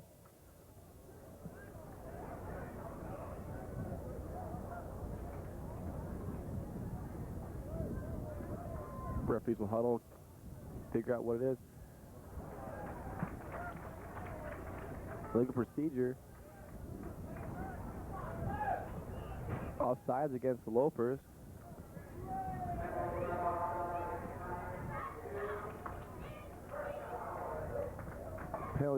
The penalty will be declined. So it'll be first down and 10 on the Lopers 34-yard line for the Dragons.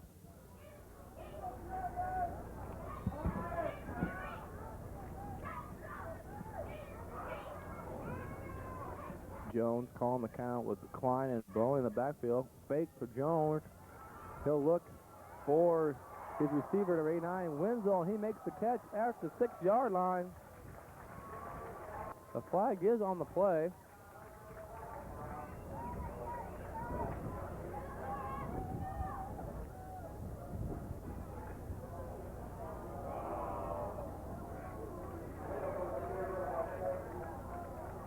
The legal procedure is the call on the Moorhead State. So that'll bring that play all the way back.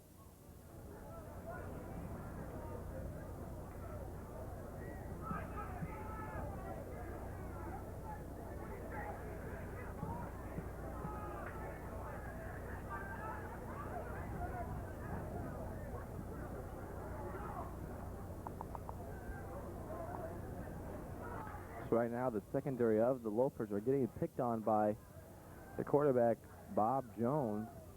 He's finding the open receiver down the middle. Klein and Bow in the backfield. Wenzel and Canoon split to the far side. Jones comes to the near side in the option. He gets brought down by Darren Gunn. Hit hard, actually, by Darren Gunn. Number 48 for the Lopers. Dan Robbins was holding on to the back of Jones's uniform. And Jones looks a little bit shaken up. It looks like his hand or his fingers might have got crushed in the tackle. But he looks like he'll be all right. Garland Bryant comes in. Jeff Ortmeyer checks out for the Lopers. Still haven't seen Dale Anderson or Moorhead State.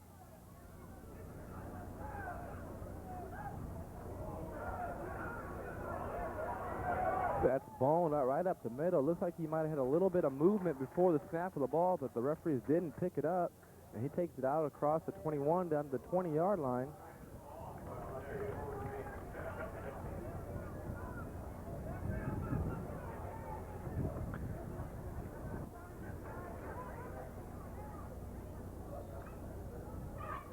The referees seem to be missing a lot of play calls down there, but from up this vantage point, it's tougher to know what's going on down there than what they can see.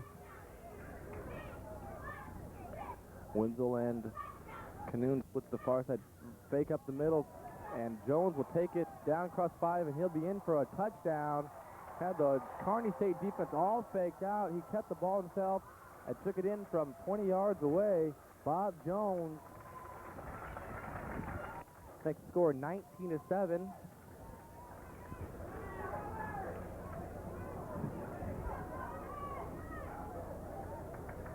They will, I assume, attempt a two-point conversion, because I see their kicker, Mike Johnson, walking around the sidelines and going over to the special teams huddle. So they will go for 2.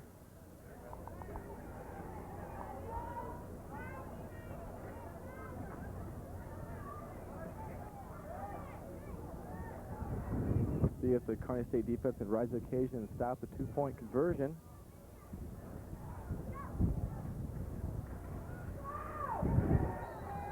And Bone takes it across from 3 yards away and makes the score with 9:01 left to go in the third quarter. The Moorhead State Dragons 21, the Kearney State Antelopes 7.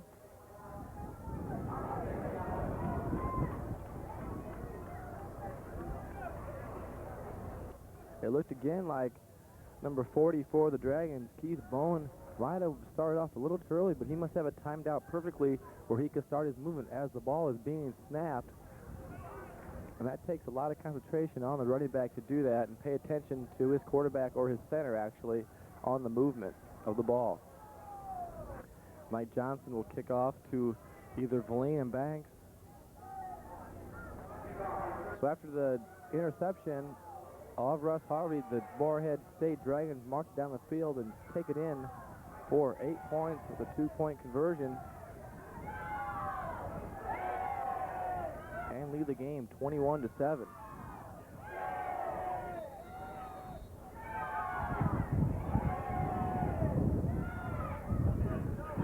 So Johnson will kick it off. It will go to Banks, who is in his own end zone, and he'll just take it down and bring up the 20-yard line. Probably a good decision on Banks' part not to bring it out of the end zone.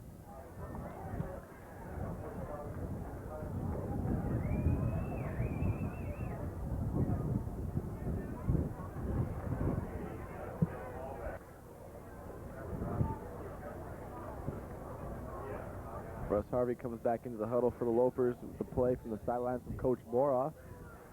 Banks and Rogers will split out to the near side.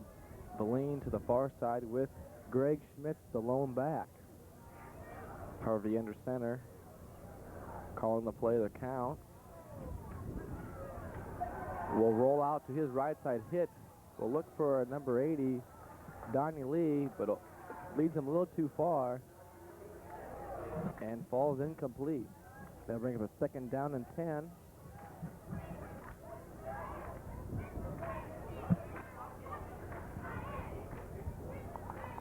Mike Long will bring in the player from the sidelines.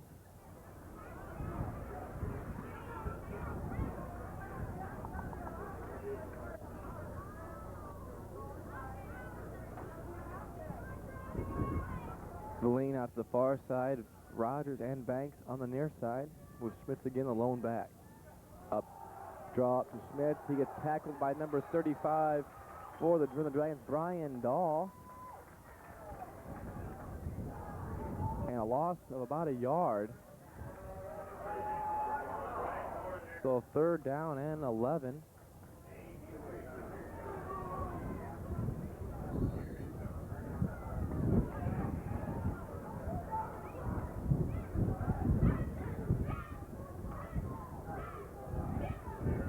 The receiving core of Rogers, Helene, and Banks is split here out to the near side.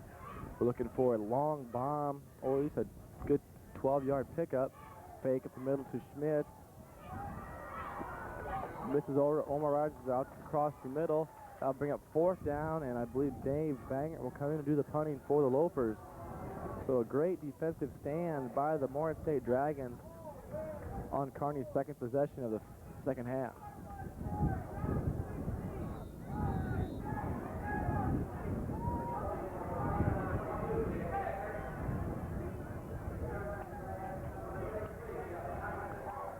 Banger will do the punting, number 33, Jeff Dinesinger. And number 22, Daryl Anderson. They let it fall. It rolls out across the 40 to the 42-yard line.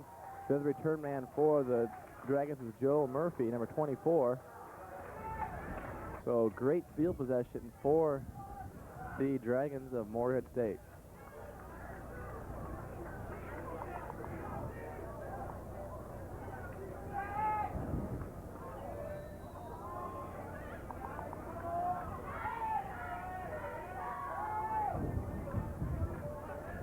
Jones breaks the team out of the huddle. Klein and Bone still in the backfield for the Dragons. Split out is Wenzel here on the near side. Klein goes off the left side, picks up a couple blocks, gets knocked out of bounds at the 35-yard line by number 22, Dave Banger.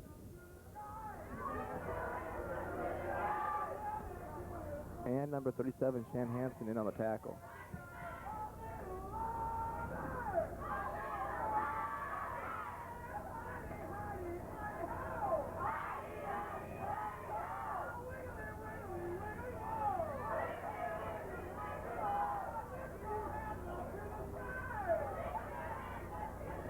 Jones calling the count at the line with Bone and Klein in the backfield. Straight to the middle with Bone. He gets out across the 35 to 34-yard line.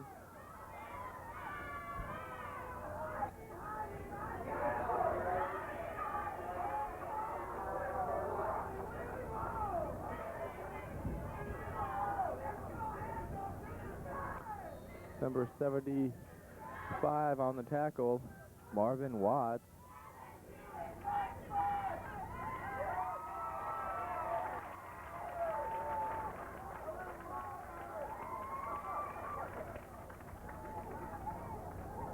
'85 in motion for Tim Ryan. The motion, hand off to Bone up the middle. He gets out across the 33 down to the 30-yard line. So it seems right now that the Dragon offense is moving that wheel on the Kearney State defense. Garland Bryan in on the tackle on Bone.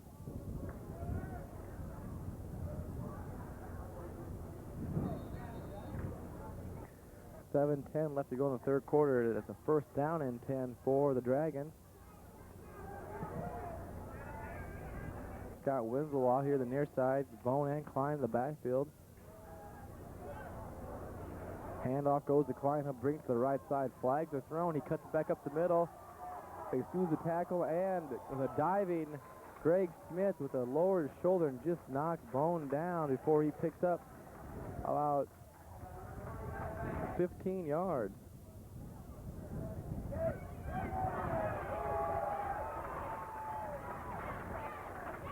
Greg Smith is kind of showing the effects of that tackle. A nice hit by Greg Smith. A flag on the play. Offsides on the Lopers. So first down and 10 after the penalty was declined. First down 10 from the 17-yard line.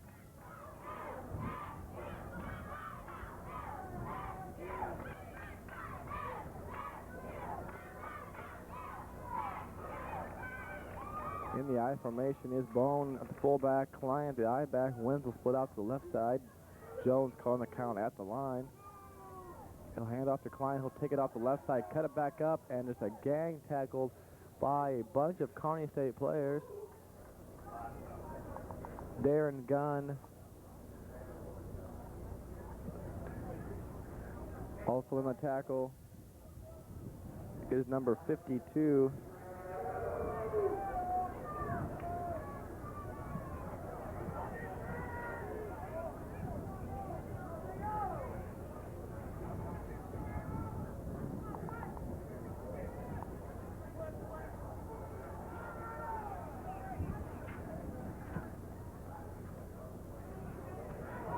Jones escapes with a sack in the back. Garrett, the gun has run him down.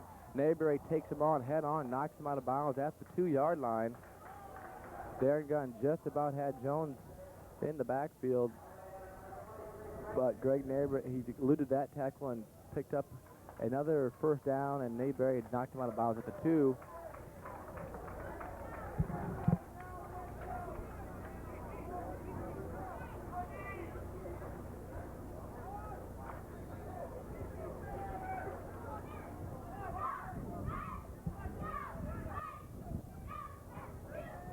Him running to 85 is off the line for the Dragons. He'll go in motion. Hands off to Bone. He'll go up across and looking for a signal. Touchdown, Moorhead State.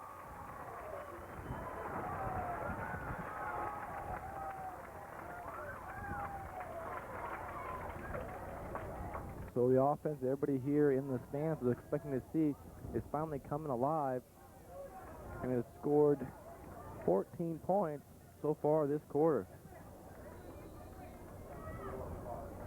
Johnson will attempt the extra point. Bob Jones is holding.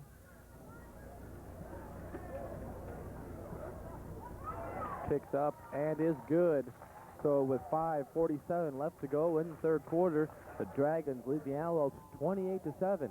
You're watching Loper football on KSTV, channel 25. Want to do something really, really nice for your friends? Next time you go out with them, if they're going to be drinking alcohol, offer to be the designated driver for the evening. That means you stick to non-alcoholic drinks and drive everyone home safely. Next time, one of them can do the same thing for you. You could be saving them from being arrested or having a serious accident. You could even be saving their lives. Now that's what I call a friend. For more information on drinking and driving, write the Will Rogers Institute, White Plains, New York. We're back here in Moorhead, Minnesota with the score. The Dragons 28, the Loafers 7.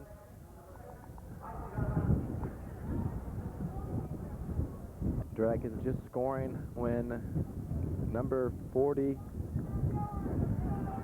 Keith Bone, takes it over from 2 yards away to make the score what stands now 28-7, with Johnson adding an extra point. Johnson ready to kick it off to the waiting Valine and Banks. And he'll go on to the end zone, and the Lopers will bring it out to the 20-yard line. Well, they'll take it over, and we'll have to start getting things to go here. They're really having a little trouble getting the passing game down so far this third quarter. Bruce Harvey will again come in and do the quarterback duties for the Lopers. He's having a little trouble getting on track, but I'm sure it could be a compliment to the Dragon defense. They're not giving much time to pass or get set up back there, and he's having to rush the pass just a little bit. Boleen here on the near side with Rogers and Banks out to the far side. Nolan Byer, the lone back. He'll hand off to Byer. He'll take it around the right side. Nothing up to the right side, and might even for a 1-yard loss.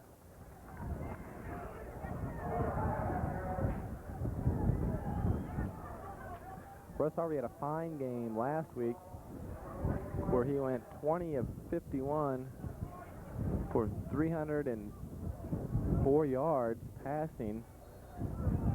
He set a new record on completions, attempts, and yards for the Kearney State Loafers, so his name's in the record book until someone comes up and breaks it. He comes up to the huddle, up to the line of scrimmage with Banks on the near side, Boleen and Rogers on the far side. Nolan Byer is still a lone back. A long count.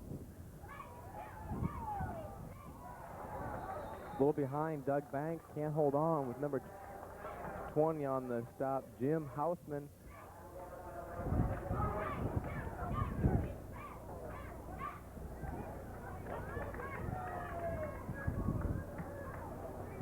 That brings up 3rd down 11 with 4:59 left to go.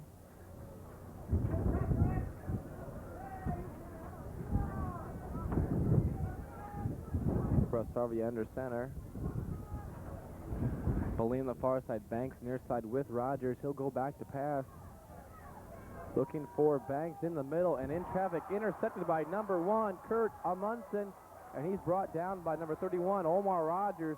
There wasn't much room in the middle there to get Banks the ball. He threw it anyway and got intercepted by Kurt Amundsen. So the Dragons will take over on the Loper 39-yard line. Another costly turnover by the Lopers.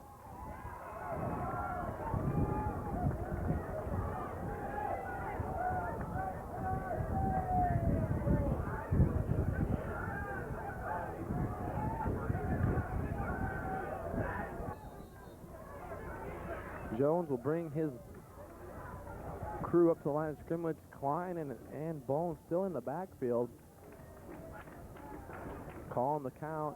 A long count. He'll hand it to Klein. He'll go to the left side across the 40. Stops. Tries to cut back inside. Does. Gets out across the 35. Down to the 34-yard line. DJ Vokalek kind of over-pursued there, and Klein jumped inside and got another 2 or 3 yards.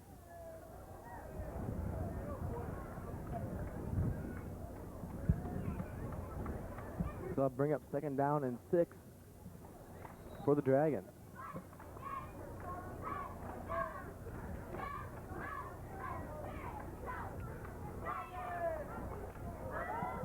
Wenzel comes out to the near side with Klein and Bone in the backfield, in the split backfield.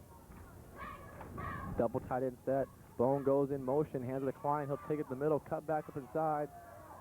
Vokalek and number 37, Shannon Hansen, in on tackle. Nice pursuit by Shannon Hansen. He came from across the field to make that tackle. Klein seems to give the 1-2 punch that the Dragons were looking for that Anderson couldn't provide for him.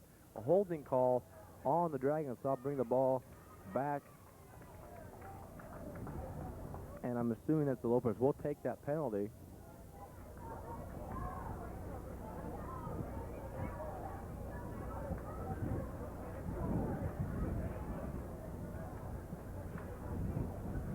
So I'll bring up 2nd down and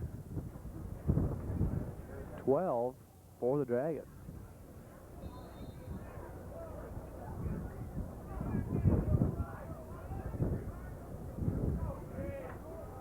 Winslow off the near side with number 80, Mark Canoes, out to the far side. Jones back to pass, looking for Bone. He catches the ball, takes it down across 35, down to the 32-yard line where DJ Vokalek and Pat Wedovic in on the tackle.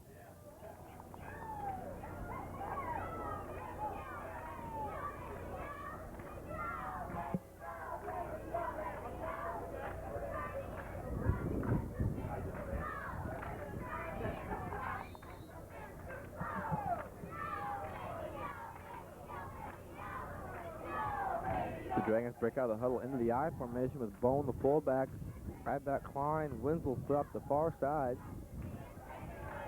Klein takes it out the right side, finds a lot of running room. He's brought down by DJ Voklek, Darren Gunn, and Greg Nayberry. Voklek looks a little bit in pain out there. The Moorhead State training crew runs out along with the trainers of Kearney State.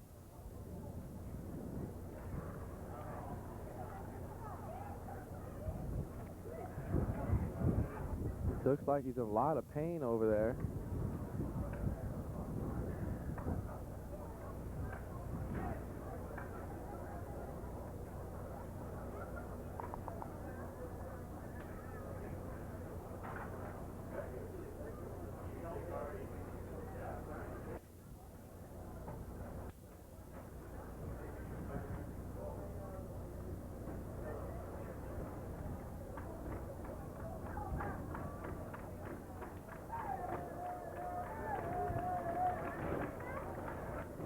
Kearney has to find something to do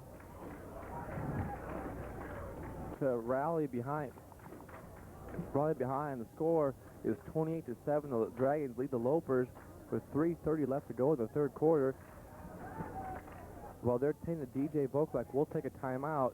You're watching Loper football on KSTV Channel 25. This game is brought to you by Bogart's Food Stores, Killian Motors, and Kearney State Bank. We'll be back in 30 seconds. I'm Leslie Nielsen, and this is something I know about personally. That's back injuries. It can be very painful and debilitating. Now, here's some of the ways to prevent them. Use a chair with proper support, especially in the lower back. Get up and move around every 20 minutes or so. Lift the right way. Knees bent, back straight. Tighten the stomach muscles. Push up with your legs. Exercise your stomach muscles. They can save your back from too much stress. Now, if the back pain is severe or persistent, then see your doctor. This is a message from the Will Rogers Institute, White Plains, New York. We're back here at Allen Nimick Stadium on the campus of Moorhead State University with the Lopers trail the Moorhead State Dragons 28-7. DJ Voklek just went off the field. They did something took off his right shoe. We'll get back to you when we know more about his injury. So Jones brings up the troops to the line. Klein and number 45, a new running back, a fullback, Lance Ron. Klein takes the left side and is brought down by number 39 for the Lopers, Bart Eckhout. Brings down Klein. So it looks like they might be a little pumped up after the injury to DJ Voklek, one of their lead tacklers in the secondary for the Lopers.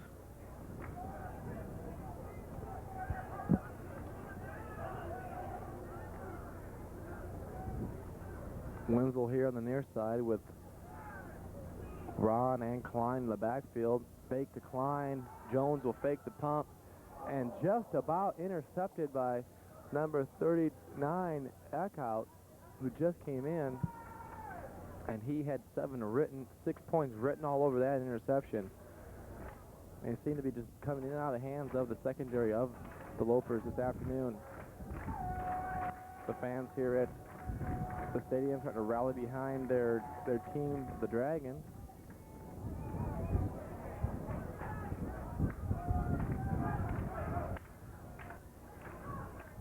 Canoes and Wenzel out here on the near side with Klein and Ron in the backfield. So at the middle up to Ron, and he gets out across the 7-yard line down to at the 6.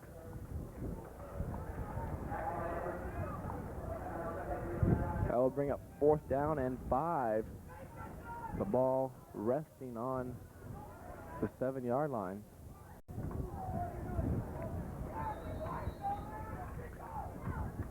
Mike Johnson will come in to attempt a field goal.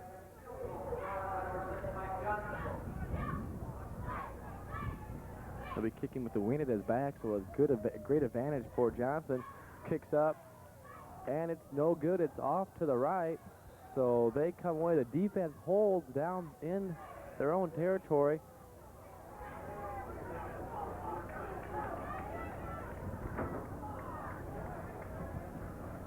With 1:50 left to go in the third quarter, the Lopers still trail the Dragons 28-7. a lot of time, the whole fourth quarter and a minute 50 here, so they have the ability to come back and tie the game and even win it.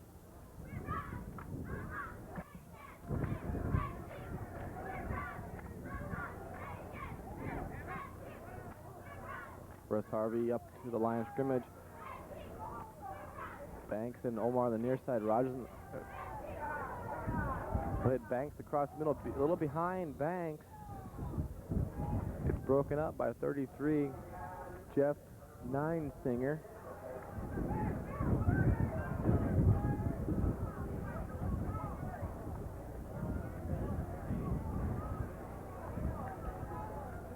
So we'll bring up second down and 10. Ball on the 20-yard line.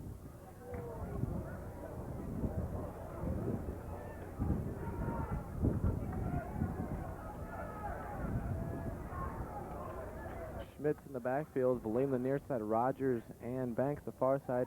Draw up the middle to Schmitz. He cuts it back up the middle, across the 30, down about the 34-yard line. Great run, power run by Greg Schmidt. And he's all pumped up. He wants a chance. He goes, give me the ball. I can do everything you asked me to do. So great power run by Greg Schmidt. Minute 37 left to go in the third quarter. Great score. If they could score this quarter, they'd have the whole fourth quarter at least to get 2 more touchdowns. So, and to get the offense in high gear before the quarter runs out. Again, hand off to Schmitz. He gets that across 35, down about the 37-yard line.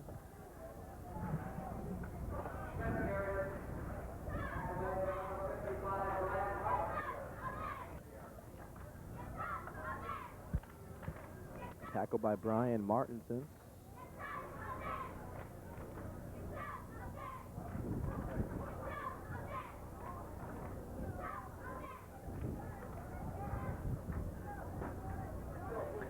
.50 seconds until the end of the third quarter.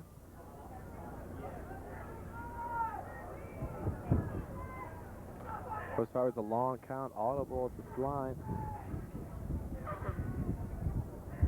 A new receiver in for the Lopers, number 2.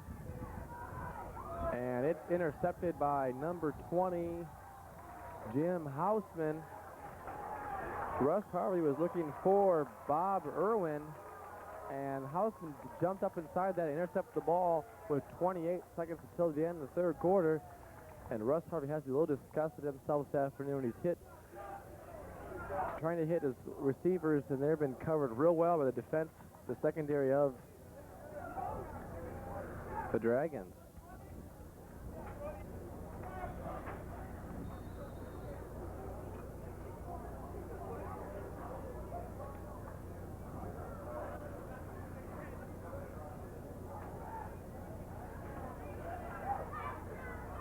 So Jones still at quarterback. Ron and Klein in the I formation. Klein the I back, Ron the fullback. Winslow split out to the left side, right up dive by Ron, and is brought down hard by number 44 of the Lopers, Tim Arndt. And Tim Arndt is a little extra talking in the face of Bond.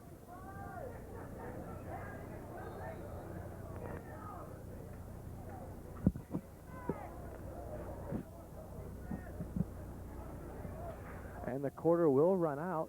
So at the end of the third quarter, the score is the Moorhead State Dragons 28, the Kearney State Lopers 7. We'll be back with the final quarter play right after this. You're watching exciting Loper football on KSTV Channel 25. Do you drink more when you feel under pressure? When sober, do you often regret what you've said or done while drinking? Have you failed to keep promises you made to yourself about cutting down on drinking? We have 26 questions that can tell you whether it's alcoholism that's tearing up your life. 26 questions with one big answer to your problem. For your free pamphlet, call your local affiliate of the National Council on Alcoholism, or toll free 1-800-NCA-CALL. We're back here in Moorhead, Minnesota, where Lopers trail the Dragons by 21 points. Start of the fourth quarter, Jones at quarterback, the 2 backs, are Klein on the far side, and the near side here is Bone. The handoff goes to Klein. He comes here to the near side looking for a place to cut and is knocked out of bounds there by number 39, Bart Eckhout, who's replacing DJ Voklek, who went out halfway through the third quarter with a leg injury. Still no word on the condition of DJ Voklek.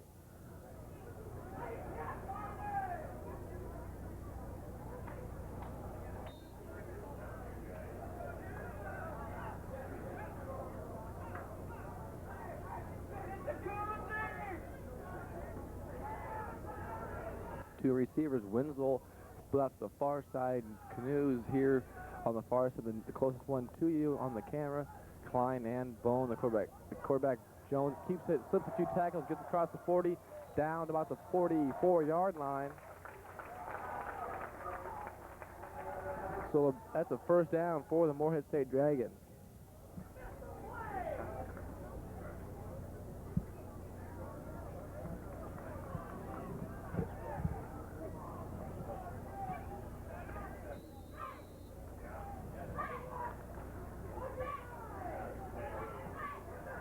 In the I formation is what the Dragons break out into. Klein, the I back. Number 45, Lance Ron, fullback. Klein heads out across the left side, cuts up inside, and he steps out of bounds at about the 27-yard line where the referee has spotted his step out, or he was down the middle. So they'll bring it back to 27.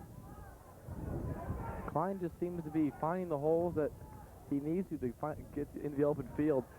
They're showing why they're ranked 7th in the NAI Division I poll right in the second half. They're doing a fine job moving the ball, running it, and also passing it.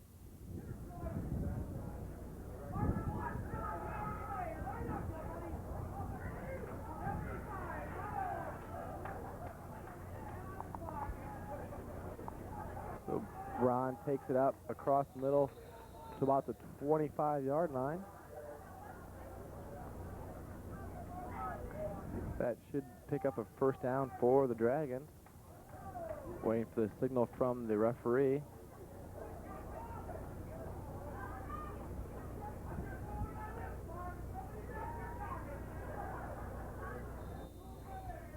And the referee calls the timeout, but bring the chains in to measure the ball.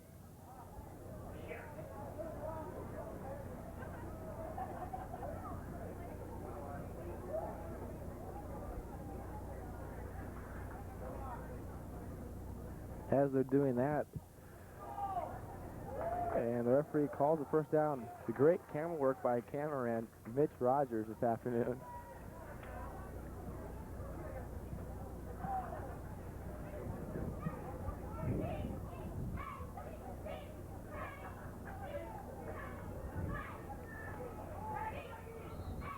And we have a flag called. We'll have an unsportsmanlike conduct call, I believe, on the Lopers. One of the players was mouthed doing something, talking bad or about the referee or talking back to the referee, and that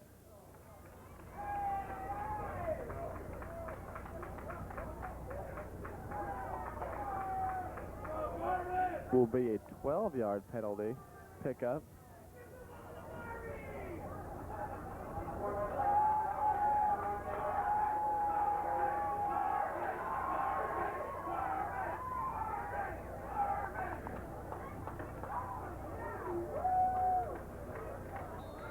So I'm assuming the coaches of the Loafers aren't very happy with one of the players that was mouthing back to the referee, back to action. Jones calling the count at the line. Klein and Ron in the backfield. Winslow and Knut split to the far side. Jones will hit number 85, Tim running with number 22, Dave Banger. Excuse me. Yes, Dave Banger on the tackle. Dave Banger only is 5'11", 180 pounds from Lawrence, Nebraska, and he laid a licking on Tim Ryan.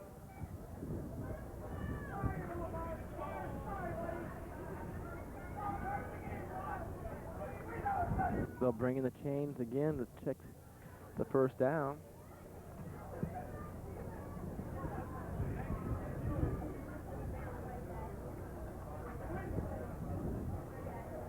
And the signal from the referee is first down and goal to go with 13:44 left.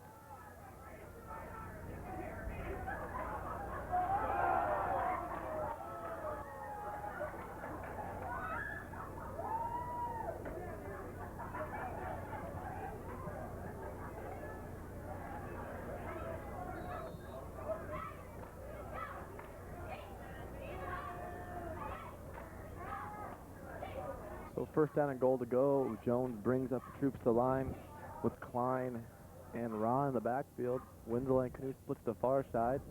Handoff goes to number 40, Keith Vaughn, and he goes across for the touchdown.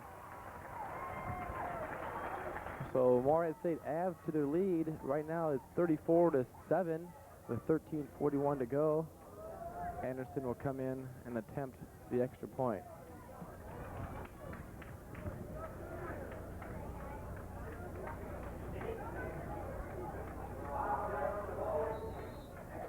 Bob Jones will do the holding.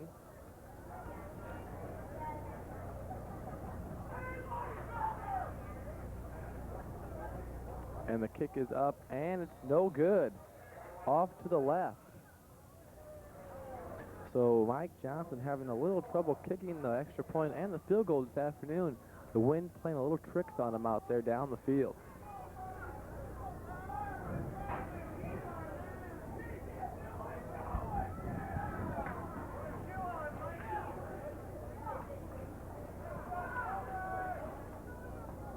Loper special teams huddling over there on the 50-yard line. Getting last-minute instructions from their coach. They put Omar Rogers and Doug Banks back. Excuse me, that's number 16, Travis Valine.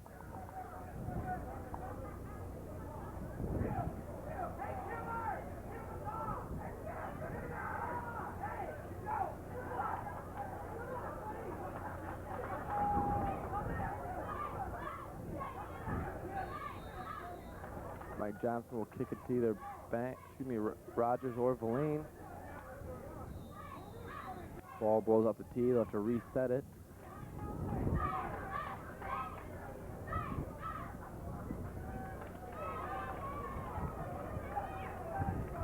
The ball has to be just right for those kickers. They want it to be put to exactly the right place on the field where they want it to go, for either the right people to be down there covering on the kickoff or put it in the end zone.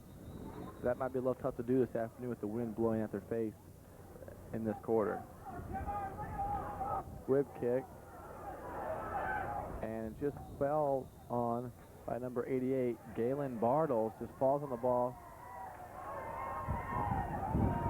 Good idea by Galen Bartles, and a flag is thrown.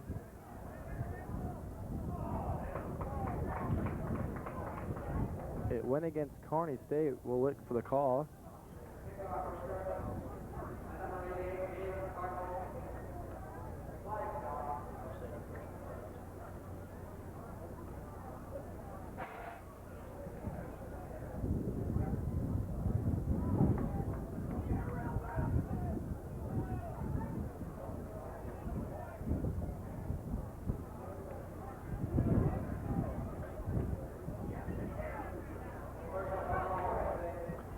They're offsetting, and then another one was added on to Moorhead State. Personal foul. And brings it first down and 10. The ball resting on the 42-yard line of Moorhead. Russ Harvey calling the count. Byler goes in motion with Valine on that near side, and Rogers. Russ Harvey hits number 80, Donnie Lee, down to about the 25-yard line.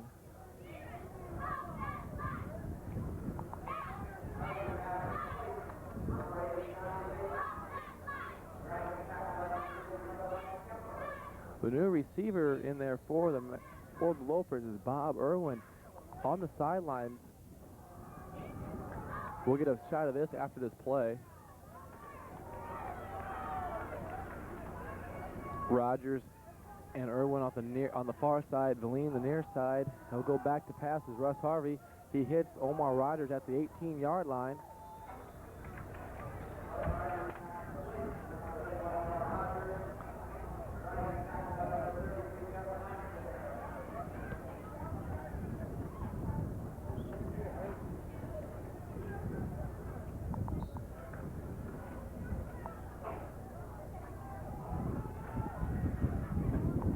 Russ Harvey cuts up the line with Byron in the backfield, Irwin and Rogers on the far side, Valine the near side. Russ Harvey looking to pass, looking for Valine in the end zone, and comes up a little bit short. Was rushed by the defense of the Dragons.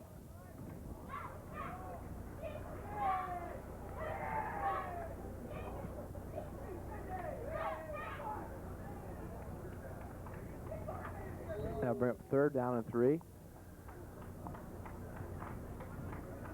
The ball resting on the 18-yard line.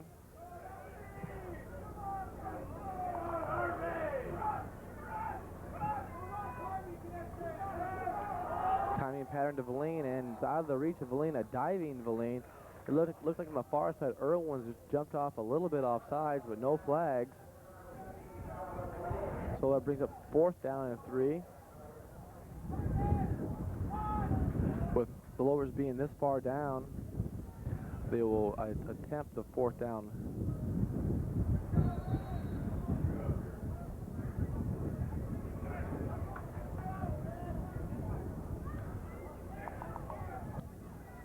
Russ Harvey up the line, Byron the backfield. Now in motion to the far side where Valine is.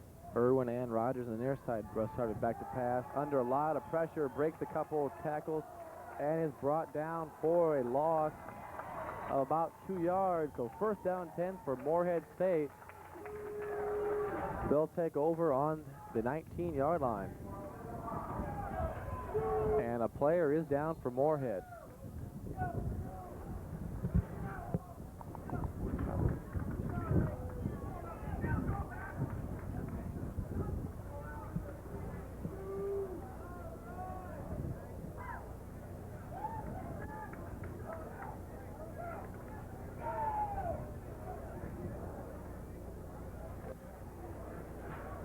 In your monitor, you'll see Doug Banks sitting over there on the sideline with ice applied to his left shoulder. We really don't know what the status of the injury is, but that's why number 2, Bob Irwin, is in for Doug Banks at receiver. We hope it's not too serious where he can return next week against West Texas. Speaking of West Texas, they'll come into Kearney. West Texas will come into Kearney State next week, which is also Band Day at Foster Field. Hope to see you all out there watching the game, rooting for the Lopers against West Texas State. Also there is DJ Voklek walking around, so his injury status probably isn't too serious.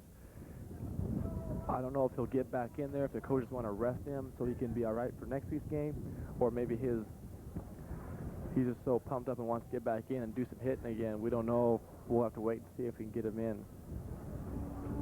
The injured player is still down for Moorhead.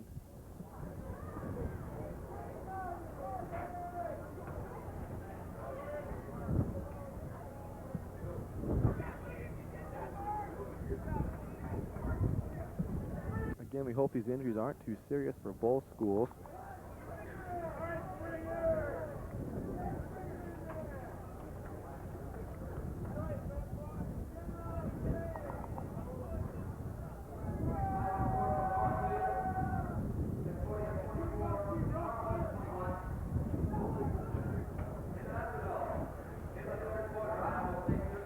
While we're waiting to see what the injury is, we'll take a timeout. So with 12:29 left to go in the game, the Moorhead State Dragons lead the Kearney State Lopers 34-7. You're watching Loper football on KSTV, Channel 25. For nearly half a century, we've fought America's #1 drug problem. We're the National Council on Alcoholism. MCA works to keep kids from drinking, to prevent alcohol-related birth defects, to keep our highways safer, and to help alcoholics and their families find help for the disease. For the facts about alcoholism and other drug addictions, call your local affiliate of the National Council on Alcoholism or toll-free 1-800-MCA-CALL. Asia has so many people who are hungry and sick. You may think any help we would give them would just be a drop in the bucket, but each drop can make a ripple of hope. Lutheran World Relief has shown that by working together, we can provide knowledge and resources that help people overcome their poverty, grow more food, and improve health care. If enough of us put a drop in the bucket, it will overflow. A message from the Lutheran churches in your community and Lutheran World Relief. Camps at Moorhead State. The injured player was number 37, as you can see. Mike Kemper coming out under his own power. He must have the wind knocked out of him, is what I would guess. But he looks like he will be all right and might return for the Dragons this afternoon.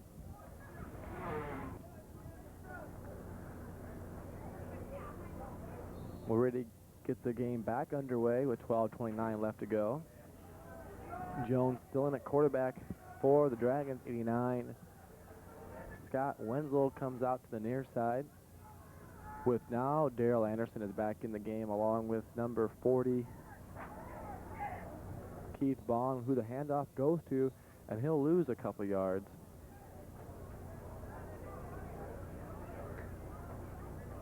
So Daryl Anderson has been on the sidelines the entire second half until just now.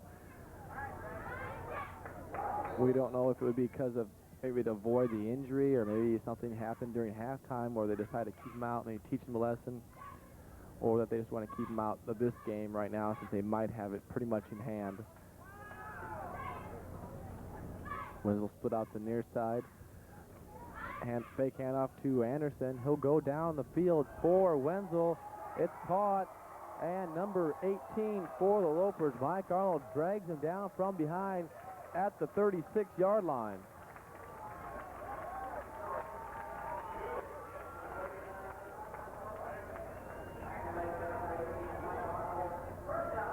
So first down and 10, the ball on the 37-yard line of the Lopers.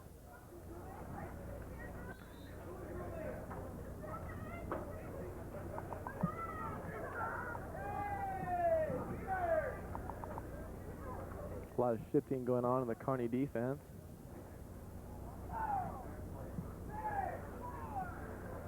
Jones calls the count. Fake up the middle, he'll take the option and cut it back up inside. And is brought down by number 85, Chris Hutton, and number 37, Shannon Hansen. So we're at second down and 4 with 11 minutes exactly remain on the clock. Break out of the huddle into the I formation. Anderson along the I back. Number 40, Keith Bone, the fullback. Wenzel split out to the near side. Hands off to Anderson. Takes it around the right side and gets out of bounds at the 21-yard line.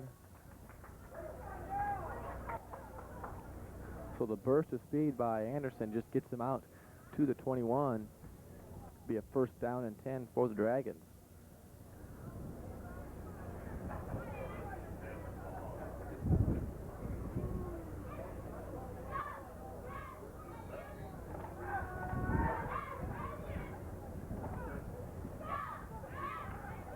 So 2 weeks in a row, the Lopers played tough North Central Conference teams and have learned a lot of things, I think.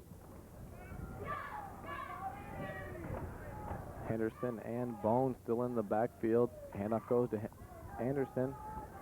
He takes it across the 10, down to about the 9-yard line, and is tripped up by one of his own players as on the ground.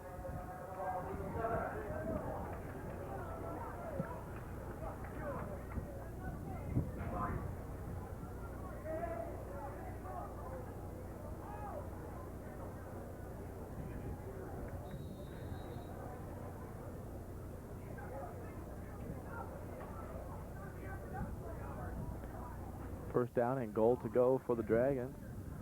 So far this drive has been Darrell Anderson with all the running, and a long pass from Jones to Winslow down the middle. They'll take the option, pitches it to Anderson. He fakes number 39, the Lopers, Bart Eckhout.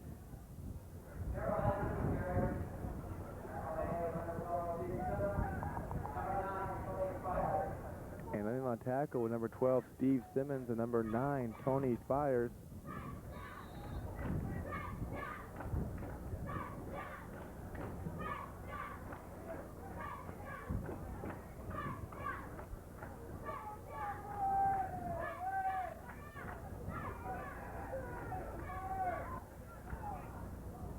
Jones at the count line, Winslow the near side, Anderson and Bone. Handoff goes to Anderson. He cuts it back up the middle and is brought down there by number 8 for the Lopers, Matt Cyphers.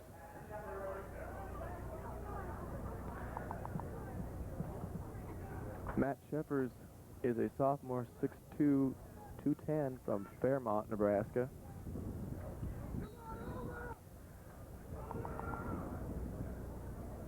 A lot of the coaches over there on the sideline are yelling, "Hold them."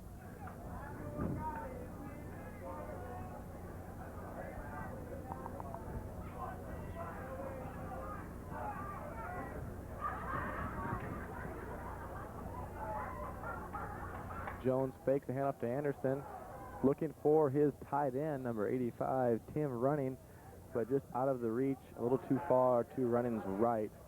The coverage there was by number 9, Tony Spires. So a lot of these players seeing a lot of action, a lot of backup, seeing a lot of action with DJ Vokalek out, and a couple of defensive men that are just seen out.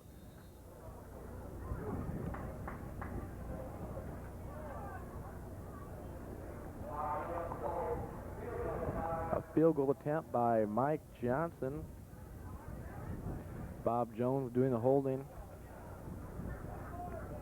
Kick is up, and it is good. So with 8:35 left to go in the game, the Moorhead State Dragons lead the Kearney State Lopers 37-7. I guess the thing that Kearney State really needs to do now with 8:35 left to go is get a quick drive, get it in, kind of get some respect back, get on the board. They have the capability of doing a lot of scoring in this amount of time. And also, they really need a good return from the return men, Omar Rogers or Travis Verlaine, unless Mike Johnson again is left to kick it on the ground to the middlemen here in the special teams. They'll just fall on it, but they will get pretty good field position if they do something like that.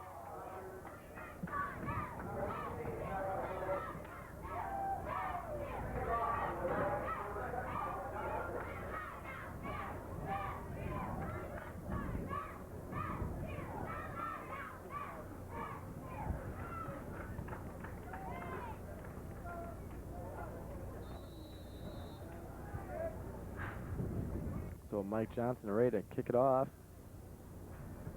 Kicks it on the ground. It rolls. It'll be picked up by Verlaine at the 24-yard line. They'll take it outside and be brought down by number 50 for the Dragons, Russ Wald.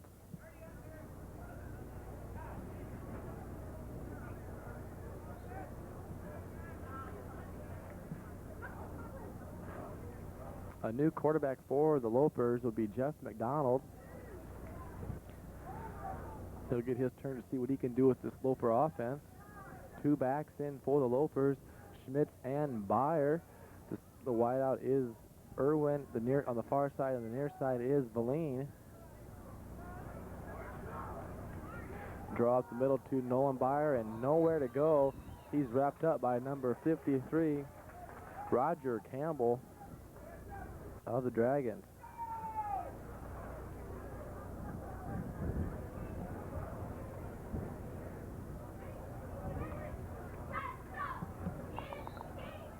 Verlaine, Byer, Valine goes out. Number 40 is Sean Hagedon. And instead of Nolan Byer in there, he was the last one on that run. McDonald back to pass. And is knocked down by number 35, Brian Dahl.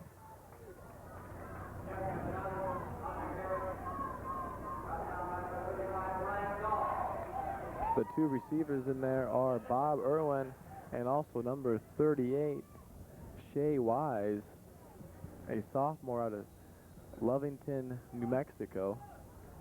Greg Schmitz goes out, and number 35, Mark Yulee, will check in for him. They're in the I. Yulee is the I back. Hagedon is the fullback. Up the middle to Yulee, and he just bowls over a couple secondary men of the Dragons and out to the 46-yard line. So fresh legs in there for the Lopers in the backfield. Number 1, Kurt Amundsen on the tackle, along with number 21, Tab Erickson. A lot of shuttling in and out of new players for the Lopers, and a lot of confusion going out there as long as up here in the booth. They decide to punt. Dave Bangert will be in there to punt.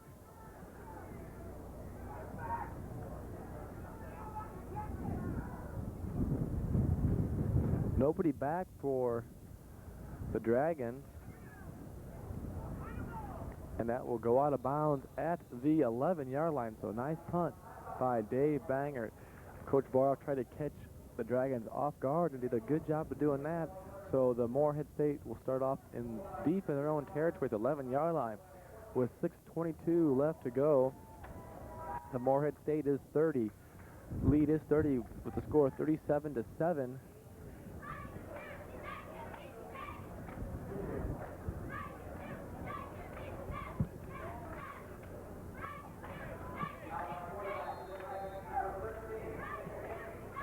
A new quarterback checks in for the Moorhead State Dragons, Jay Yates, number 13. On your screen, you saw the fans that followed the Lopers up here. Not a very big crowd, but still there's some diehard Loper fans that came down here to see these kids play their hearts out and have a good game.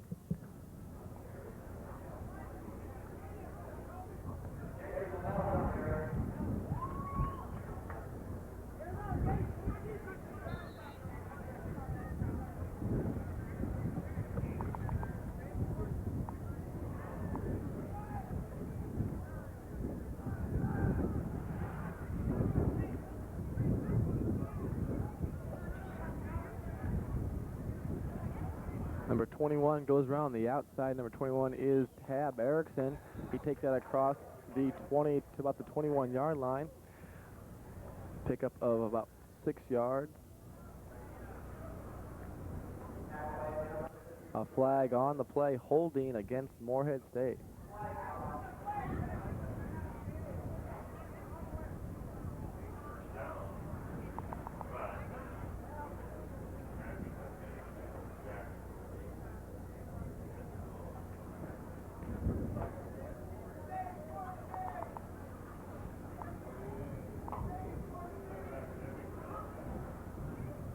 So this will put the Dragons back deep around the 6-yard line, 7-yard line.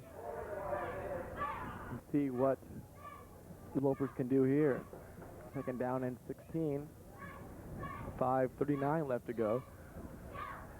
Split out here to the near side, number 24, Joe Murphy, with number 21, Tab Erickson in the backfield.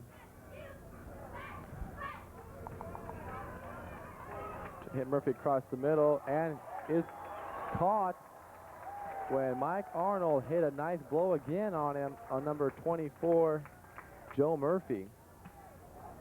Also in the backfield is number 23, Jason LaBelle. So brand new lineup, so to speak, for the Dragons.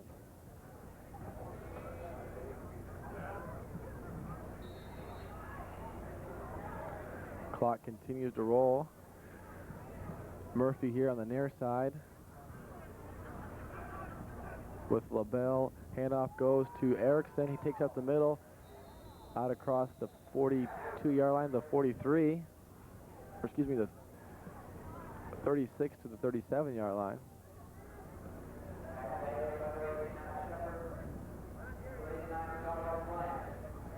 Tackle is made by Mike Shepard and Garland Bryant.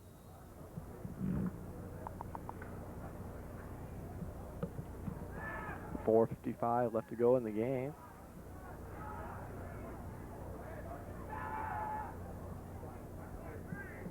Yates calling the count at the line, the NDI. Hands off to 21. Tab Erickson takes her on the left side. Knocked out of bounds by DJ Vokalek, and he comes up limping a little bit, but he looks like to be all right. So DJ Vokalek being real tough and coming back in, putting the hit on Tab Erickson.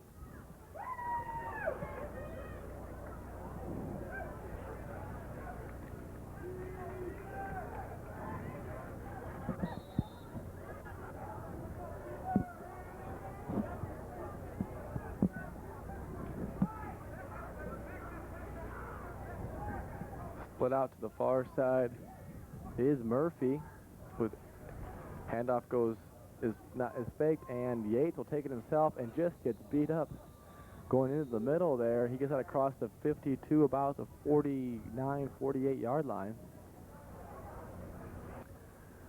We'll give that tackle to the Kearney State defense.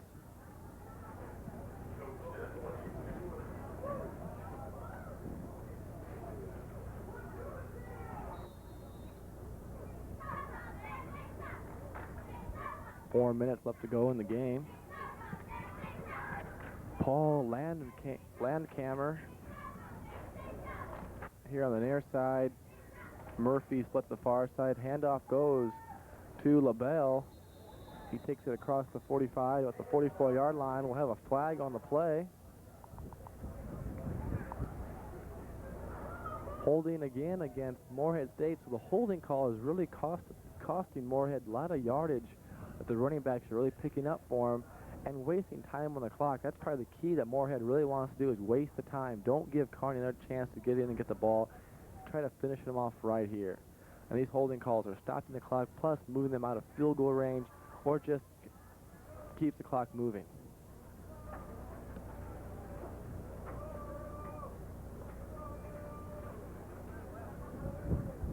The shadow starts to cast over the Moorhead State crowd, and they start to really get chilly over here. 3:52 left to go.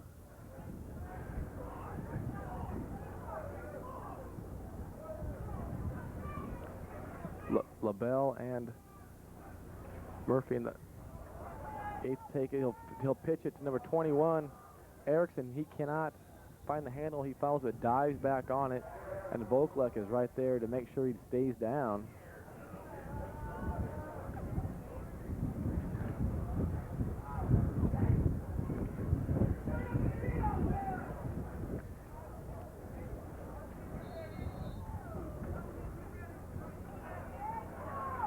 Yates scrambles, looking for his receiver, and it's caught by number 24, Joe Murphy. A great grab by Joe Murphy at the Kearney State 33-yard line, 32-yard line.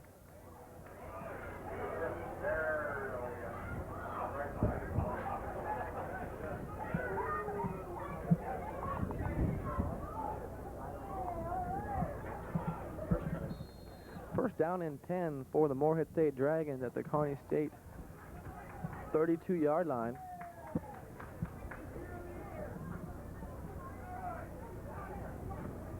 Handoff goes to 23, LaBelle. He takes it across 30, down off the 27-yard line. On the tackle is number 37, Shannon Hansen.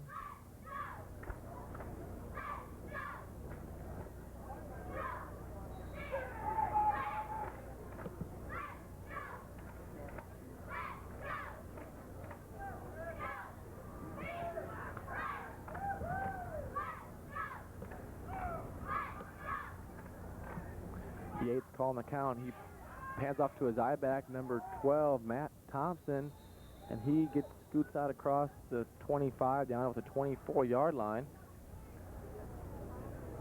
So a lot of new faces in there for the Moorhead State Dragons. Give a lot of those players that are usually used on the scout team and the third team a chance to play here this afternoon to give them experience when they get into conference play. In case they are called on to perform in game situations that are really close. Yates up the count. Thompson and Erickson in the backfield. Or LaBelle in the backfield. Yates takes it himself and is brought down by number 52 by the Lopers.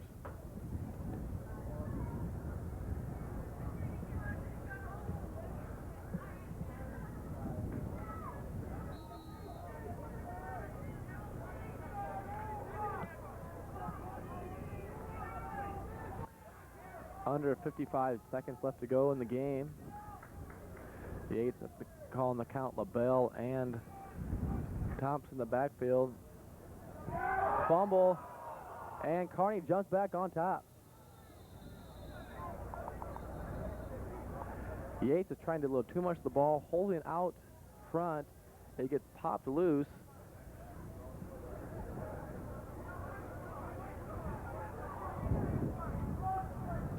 And number 18 for the Lopers, Mike Arnold, jumps on the fumble. So Kearney has 40 seconds to try and do something with the ball. Again, Jeff McDowell will come in as quarterback for these final 40 seconds.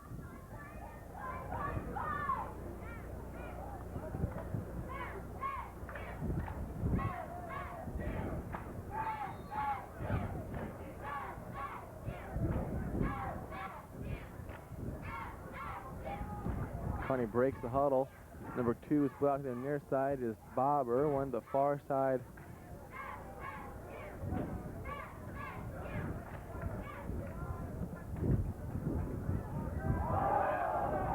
and Kearney fumbles but recovers themselves. Split out the far side was number 26 Doug Russell, a sophomore from Omaha, Nebraska. 22 ticks of the clock left.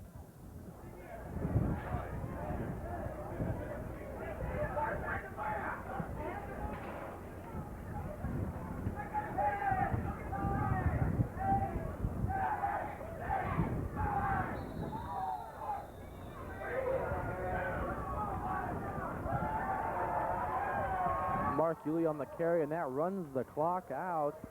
The final score of this afternoon's game is the Moorhead State Dragons 37, the Kearney State Antelopes 7. In the first half, Kearney State, it looked like was kind of dictate the tempo of the game. They got out, had a lot of big plays, scored quickly, and then Moorhead had a little trouble getting together. They hit a couple big passes, but couldn't get in the end zone. A compliment to the defense of Kearney. Second half, Moorhead comes out and really sticks it to Kearney on the running game and the passing game. Really putting Bob Jones really hitting his receivers, mainly number 89 Scott Winslow across the middle for a big pickup, and then the running game of Tate Klein, number 7, got on track, and he kind of added extra spark that Darrell Anderson wasn't showing in that first half. So again, from Moorhead State, Minnesota, the final score is Moorhead State Dragons 37, the Kearney State Antelopes 7. That's all here from Alex Nemec Stadium. I'm Kevin Slotnick. We'll have more action against West Texas next Saturday from Foster Field. At kickoff time is 1:30. Hope to see you out there. So that's all from us here at Alex Nemec Stadium. Goodbye.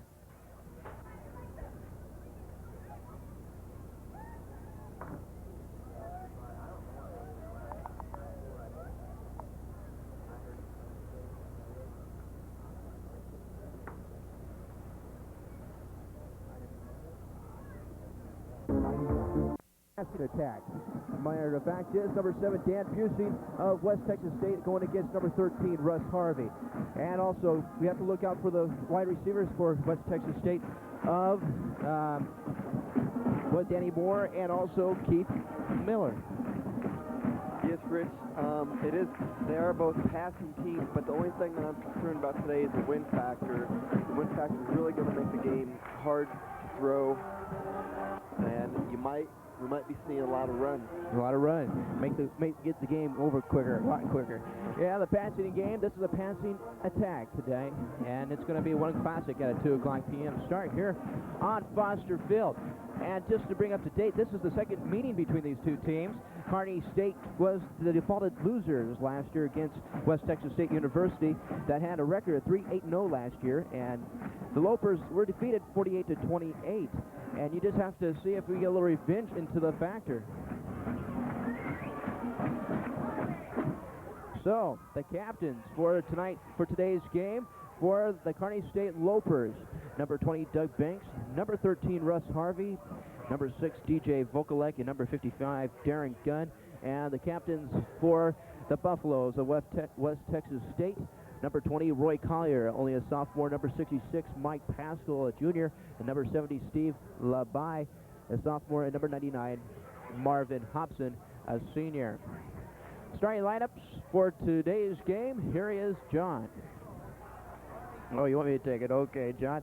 At left tackle, number 67 for the Lopers. On their offense, number 67, Pat Shaban, offensive lineman. He's a sophomore, 6'4", 245-pounder from Seward, Nebraska. At left guard, number 63, Mike Rosentrader. He's offensive guard, a junior. And he's 6'4", 250-pounder from Paxton, Nebraska. Number 57, playing right at center, actually. And number 57, Scott Ford, a center. A senior, 6'2", 250 from Westlake, California. At right guard, number 59, Tim McCaw, offensive guard, senior at 6'3", a 265-pounder from Omaha, Nebraska. At the split receivers, at one split end, wide receiver, number 20, Doug Banks, 6 foot senior, 177, coming out of Imperial, Nebraska. At one slot back, number 16, Travis Valine, and he's from Long Island, Kansas. And then also at tight end, number 80, Donnie Lee, a senior, 6'4", 250-pounder from Grand Island, Nebraska. We'll get the defenses for the Buffaloes after they get a little trouble with getting the ball on the tee due to the wind factors here at Kearney State College here in Kearney, Nebraska. Kicking off for the Buffaloes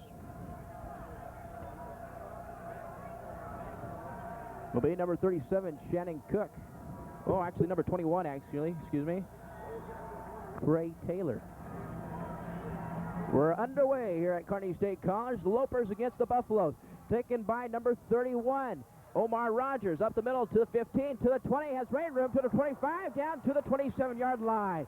Brought down by number 2 for West Texas State Buffaloes, Trumpus Goodwin, a cornerback, 5'9", 180. That might have been a touchdown-saving tackle, Rich. It might have been darn close, wasn't it? He's on his feet down to the ball. Might have broke that all the way. Yeah. So it'll be first down 10 on the Lopers' 27-yard line. Valine splits left with Banks to the right side. Harvey, the quarterback. Long count. Looking for a blitz from linebacker for the Buffaloes. It's a pitch play to the Omar Rogers. Probably a fumble on the play. It looks like Buffalo's ball. Recovered by number 10 on the defense for the Buffaloes, Michael Soto, the strong safety. That's a tough break. Bad start off the game like that. Omar Rogers, number 31, just lost the handle of the football, loses it, and Soto gets it up from the fumble. So just a switch of that, we bring up first down and 10 for the West Texas State Buffaloes. And let's see what they can do on the Lopers' 29-yard line. At quarterback, number 7, Dan Busing. In the backfield,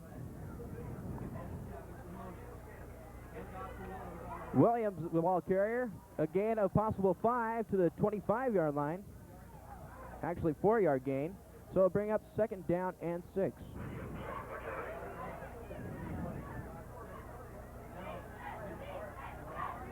Keith Miller was in motion that last play. We watched a lot of motion for this passing offense of the West Texas Buffaloes. Incoming in the game was number 90, Pat Wojtovic. Pat Matovic back in the Kearney game. State Lopers. So, Abe Cooper split left with Miller to the right. Quarterback Busey behind the center. Flag on the play. Going to 47. In there, down to the first yard line. Number 47 for the Buffalo. For the Buffaloes is Pat Mercer. I'm not quite sure number 23, Greg Mayberry, knew that was coming, Rich. Ain't quite sure. Greg's going to come off the field. Possibility here. He has a flag against the Buffalo, so it's going to bring it back. It's a good break for the Lopers. The referees for today's game, the officials, referee Doug Martin of North Platte and crew of Tim Thompson, Mark Obermeyer, Jack Thompson, Jim Martin, and Tom Millsap.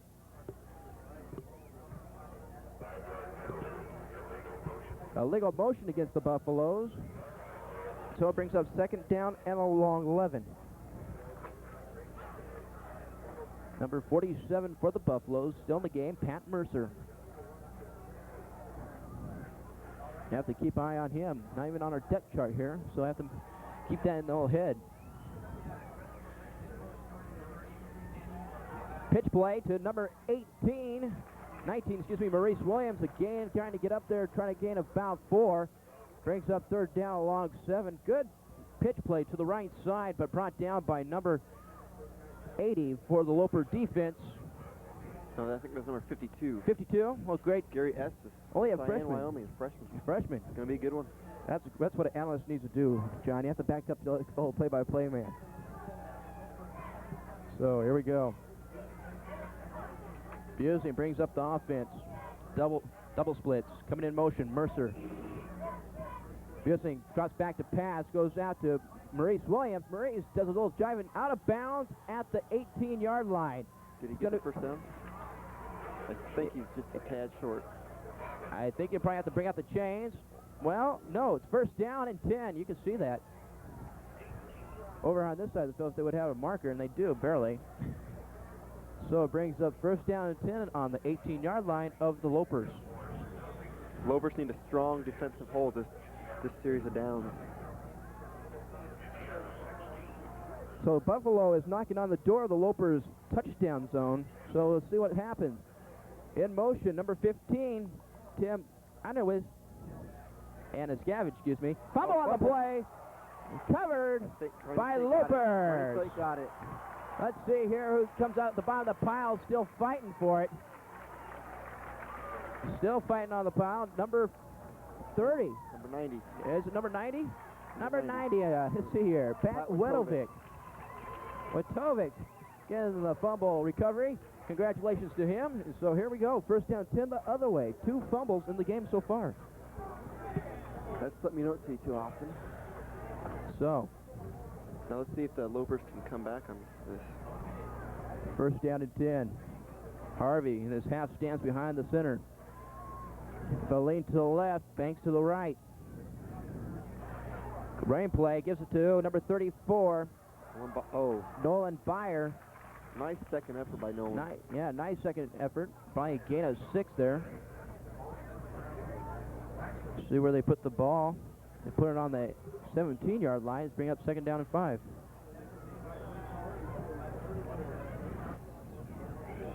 Who just came in, Rich? Just came in? Who just came in? I think it's number 93, maybe? Possibly. We'll find out. Banks wide left. Feline to the right. In the backfield, Omar Rogers. Harvey puts out the count. It's pitch play to Rogers to the left side. He's down to the 20, over the 20 to the 22. That's Nolan Byers off the middle, Rich, on a pitch. I get that goofed around. 31-34. Nolan Byers, excuse me. We'll get these things straightened out after getting the game. As we have, John here is a freshman redshirt. Congratulations. Be a big player for the Kearney State Lopers. So they're gonna bring out the chains. See if we can get a first down 10 for the Lopers here. That's twice so far, actually 3 times for Lopers going to the pitch to the left side with Byer and also Rogers in the backfield. And we're hardly sorry for the defense. Senior linebacker Matt Arts has a probable fracture of the second metatarsal in his foot. Sorry to hear about that. He'll be out of commission for quite a while. Number 83, Mike Long, and number 31, Omar Rogers, just checks in. Travis Wing comes out. Villeen comes out, brings in Banks to the right. High back set in the back. Harvey. Fullback give up the middle to Byers. I think they got it. We gotta stop the clock and get people off the pile and check her out. It's gonna be a first down and 10. Good play by Normally, Rich, you'd see a Nolan lot more Byers. passing by the Lopers, but that wind is just taking them out of their passing game. So the second first down of the day for the Lopers. Banks comes to the left. Villeen goes to the right. Rogers in the slot. Byer in the backfield. Defense looking for the blitz. Gives it to Byer around the right side, trying to get some run. Second effort. Push backwards, but again, he's still inside. So it's going to be to put the ball on the you see here, the 29-yard line. Bring up second down and a possible 5. Nice tough run by Nolan Byers. Oh, they put it back. Now, the crowd's kind of disagreeing with that call because he had his forward movement. They're going to put the ball on the 26-yard line of the Lopers. Banks comes left with Villeen in the double set. With Rogers in the slot, Byer in the backfield. Harvey, the quarterback, gives to Byer, round to the left side, still on his feet. Still rolling, brought down by Harley. I couldn't hardly see it. 96, Bill Malone, the nose guard. Still a tough run by For the Nolan Buffaloes. Byers. What's that? Still a tough run by Nolan Byers. Even though he didn't get that many yards, still kept his feet going and legs pumping. So it's third down and 8. And you look for a pass here once in a while. Donnie Lee comes in with the play. Tight end, Donnie Lee. Banks left, Villeen to the right. Omar Rogers the slot back on the left with Byer in the backfield. Everybody's coming straight up. They're going to go for the quarterback on this one. Harvey calls the calls. Hiking the ball, going deep. Harvey avoids play, pass played. Open, complete catch to number 31, Omar Rogers on the 41-yard line for a first down and 10. No flags. What a play by Russ Harvey, escaping the clutches of the inside linebacker of the Buffalo defense, number 55, Miguel Rodriguez. Great concentration on the part of Omar Rogers on that play. So, be first down 10. Lopers looking something good right now. There's the first good completed pass in the game so far. The wind wasn't a factor there. Banks to the left, Villeen to the right. Byers the fullback with Rogers the eye. The give to Rogers up the middle. Gain of possibly 4 actually on the play. Nice We'll give him. Nice tough run by Omar Rogers. On the tackle, number 96, once again, Bill Malone for the Buffaloes of West Texas State. 0-3 record for the Buffaloes this year, and 1-2 for the Lopers. So Lopers up on a win so far in this 1990 season. They keep it going with Banks to the left, Villeen to the right, eye back formation. Harvey calls out audible. Give to the eye back Rogers. He keeps on his feet to possibly about to the 47-yard line. A couple linemen came down on their knees, kind of missed their block, but Rogers kind of powerful with his leg structure just to keep running, trying to get the extra yardage as they come. Yes, he is. The Lopers use Rogers as basically a utility man. He plays eye back, and also he sometimes uses a wide receiver, Rich. Mike Lawn checks in for Pat Wedovic for the Lopers. Byer in the backfield. Rogers slot to the left with Banks. Villeen to the right. Pass play. Harvey rushed out of the pocket once again by Malone. He's still on his feet. He's going to try to go for the first down. There he goes. He got the first down. Good play by the quarterback, number 13, Russ Harvey. And on the snap, number 55, the inside linebacker for the Buffaloes, Miguel Rodriguez. It's a nice job on Russ Harvey's part to go for the first down on that play. Scrambled out to the right, saw his opening, and he went for it. He had to do what he had to do because of the Good defensive coverage by the Buffaloes defensive secondary. This was Band Day 1990 here at Kearney State College. It is a festival event this morning, trying to get the wave going. Harvey with the ball, pitch play to Meyer. Fire to the left side, could be loss of yards, but no, with his powerful structure, gains a possible 2 on the play. Hit by number 53, Richard Smith, and number 96, Bill Malone for the Buffaloes.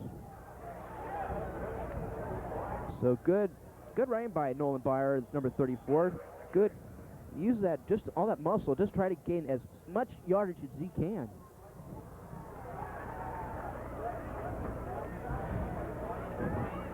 Richard Smith, the head of the Buffalo defense, giving the calls.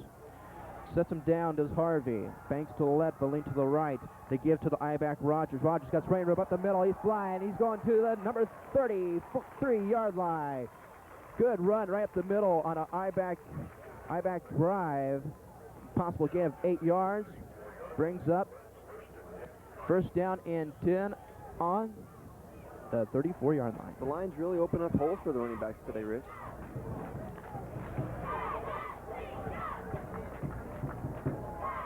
Nolan Byer comes out of the game and comes in as number 40. Who is that there, John? You're acquainted with the team. Number 40. Hagedorn. Hagedorn, that's right. Number 43, Sean Hagedorn. It is Rogers straight up the middle. Possible gain of 1 or 2. Nice defensive stand by the Buffaloes of West Texas State. The tackle, number 99, Maurice Thompson, the left tackle for the Buffaloes, along with number 66, defensive end Mike Pascal. In comes number 16, Travis Lean, and number 30, Gray Schmidt for the Lopers. Mike Long checks out the game, along with Hagedorn.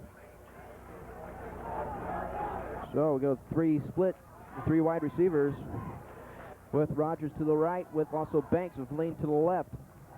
The head coach for the Lopers, Claire Boroff, fakes a handoff to number 30, in and out of the hands of number 80, Donnie Lee.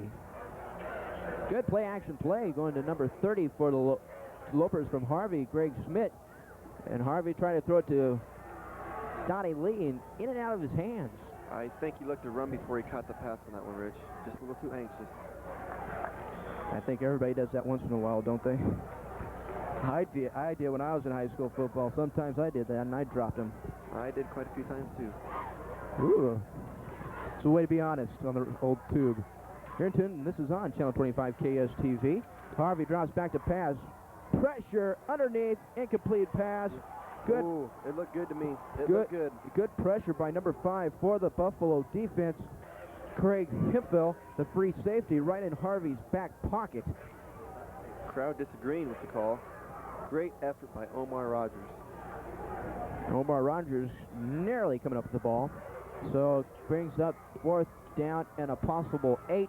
They're going to bring in the punting crew.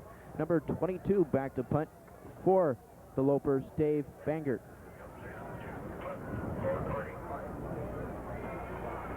Back deep for the Buffaloes, number 48, Jay Fortner. Not even making it on the trip for the Buffaloes, Jimmy Watson. Kicked off. That win. The wind takes a little effect on the whole football, doesn't it? That was obvious. Very obvious. How that was probably a 10-yard punt on that.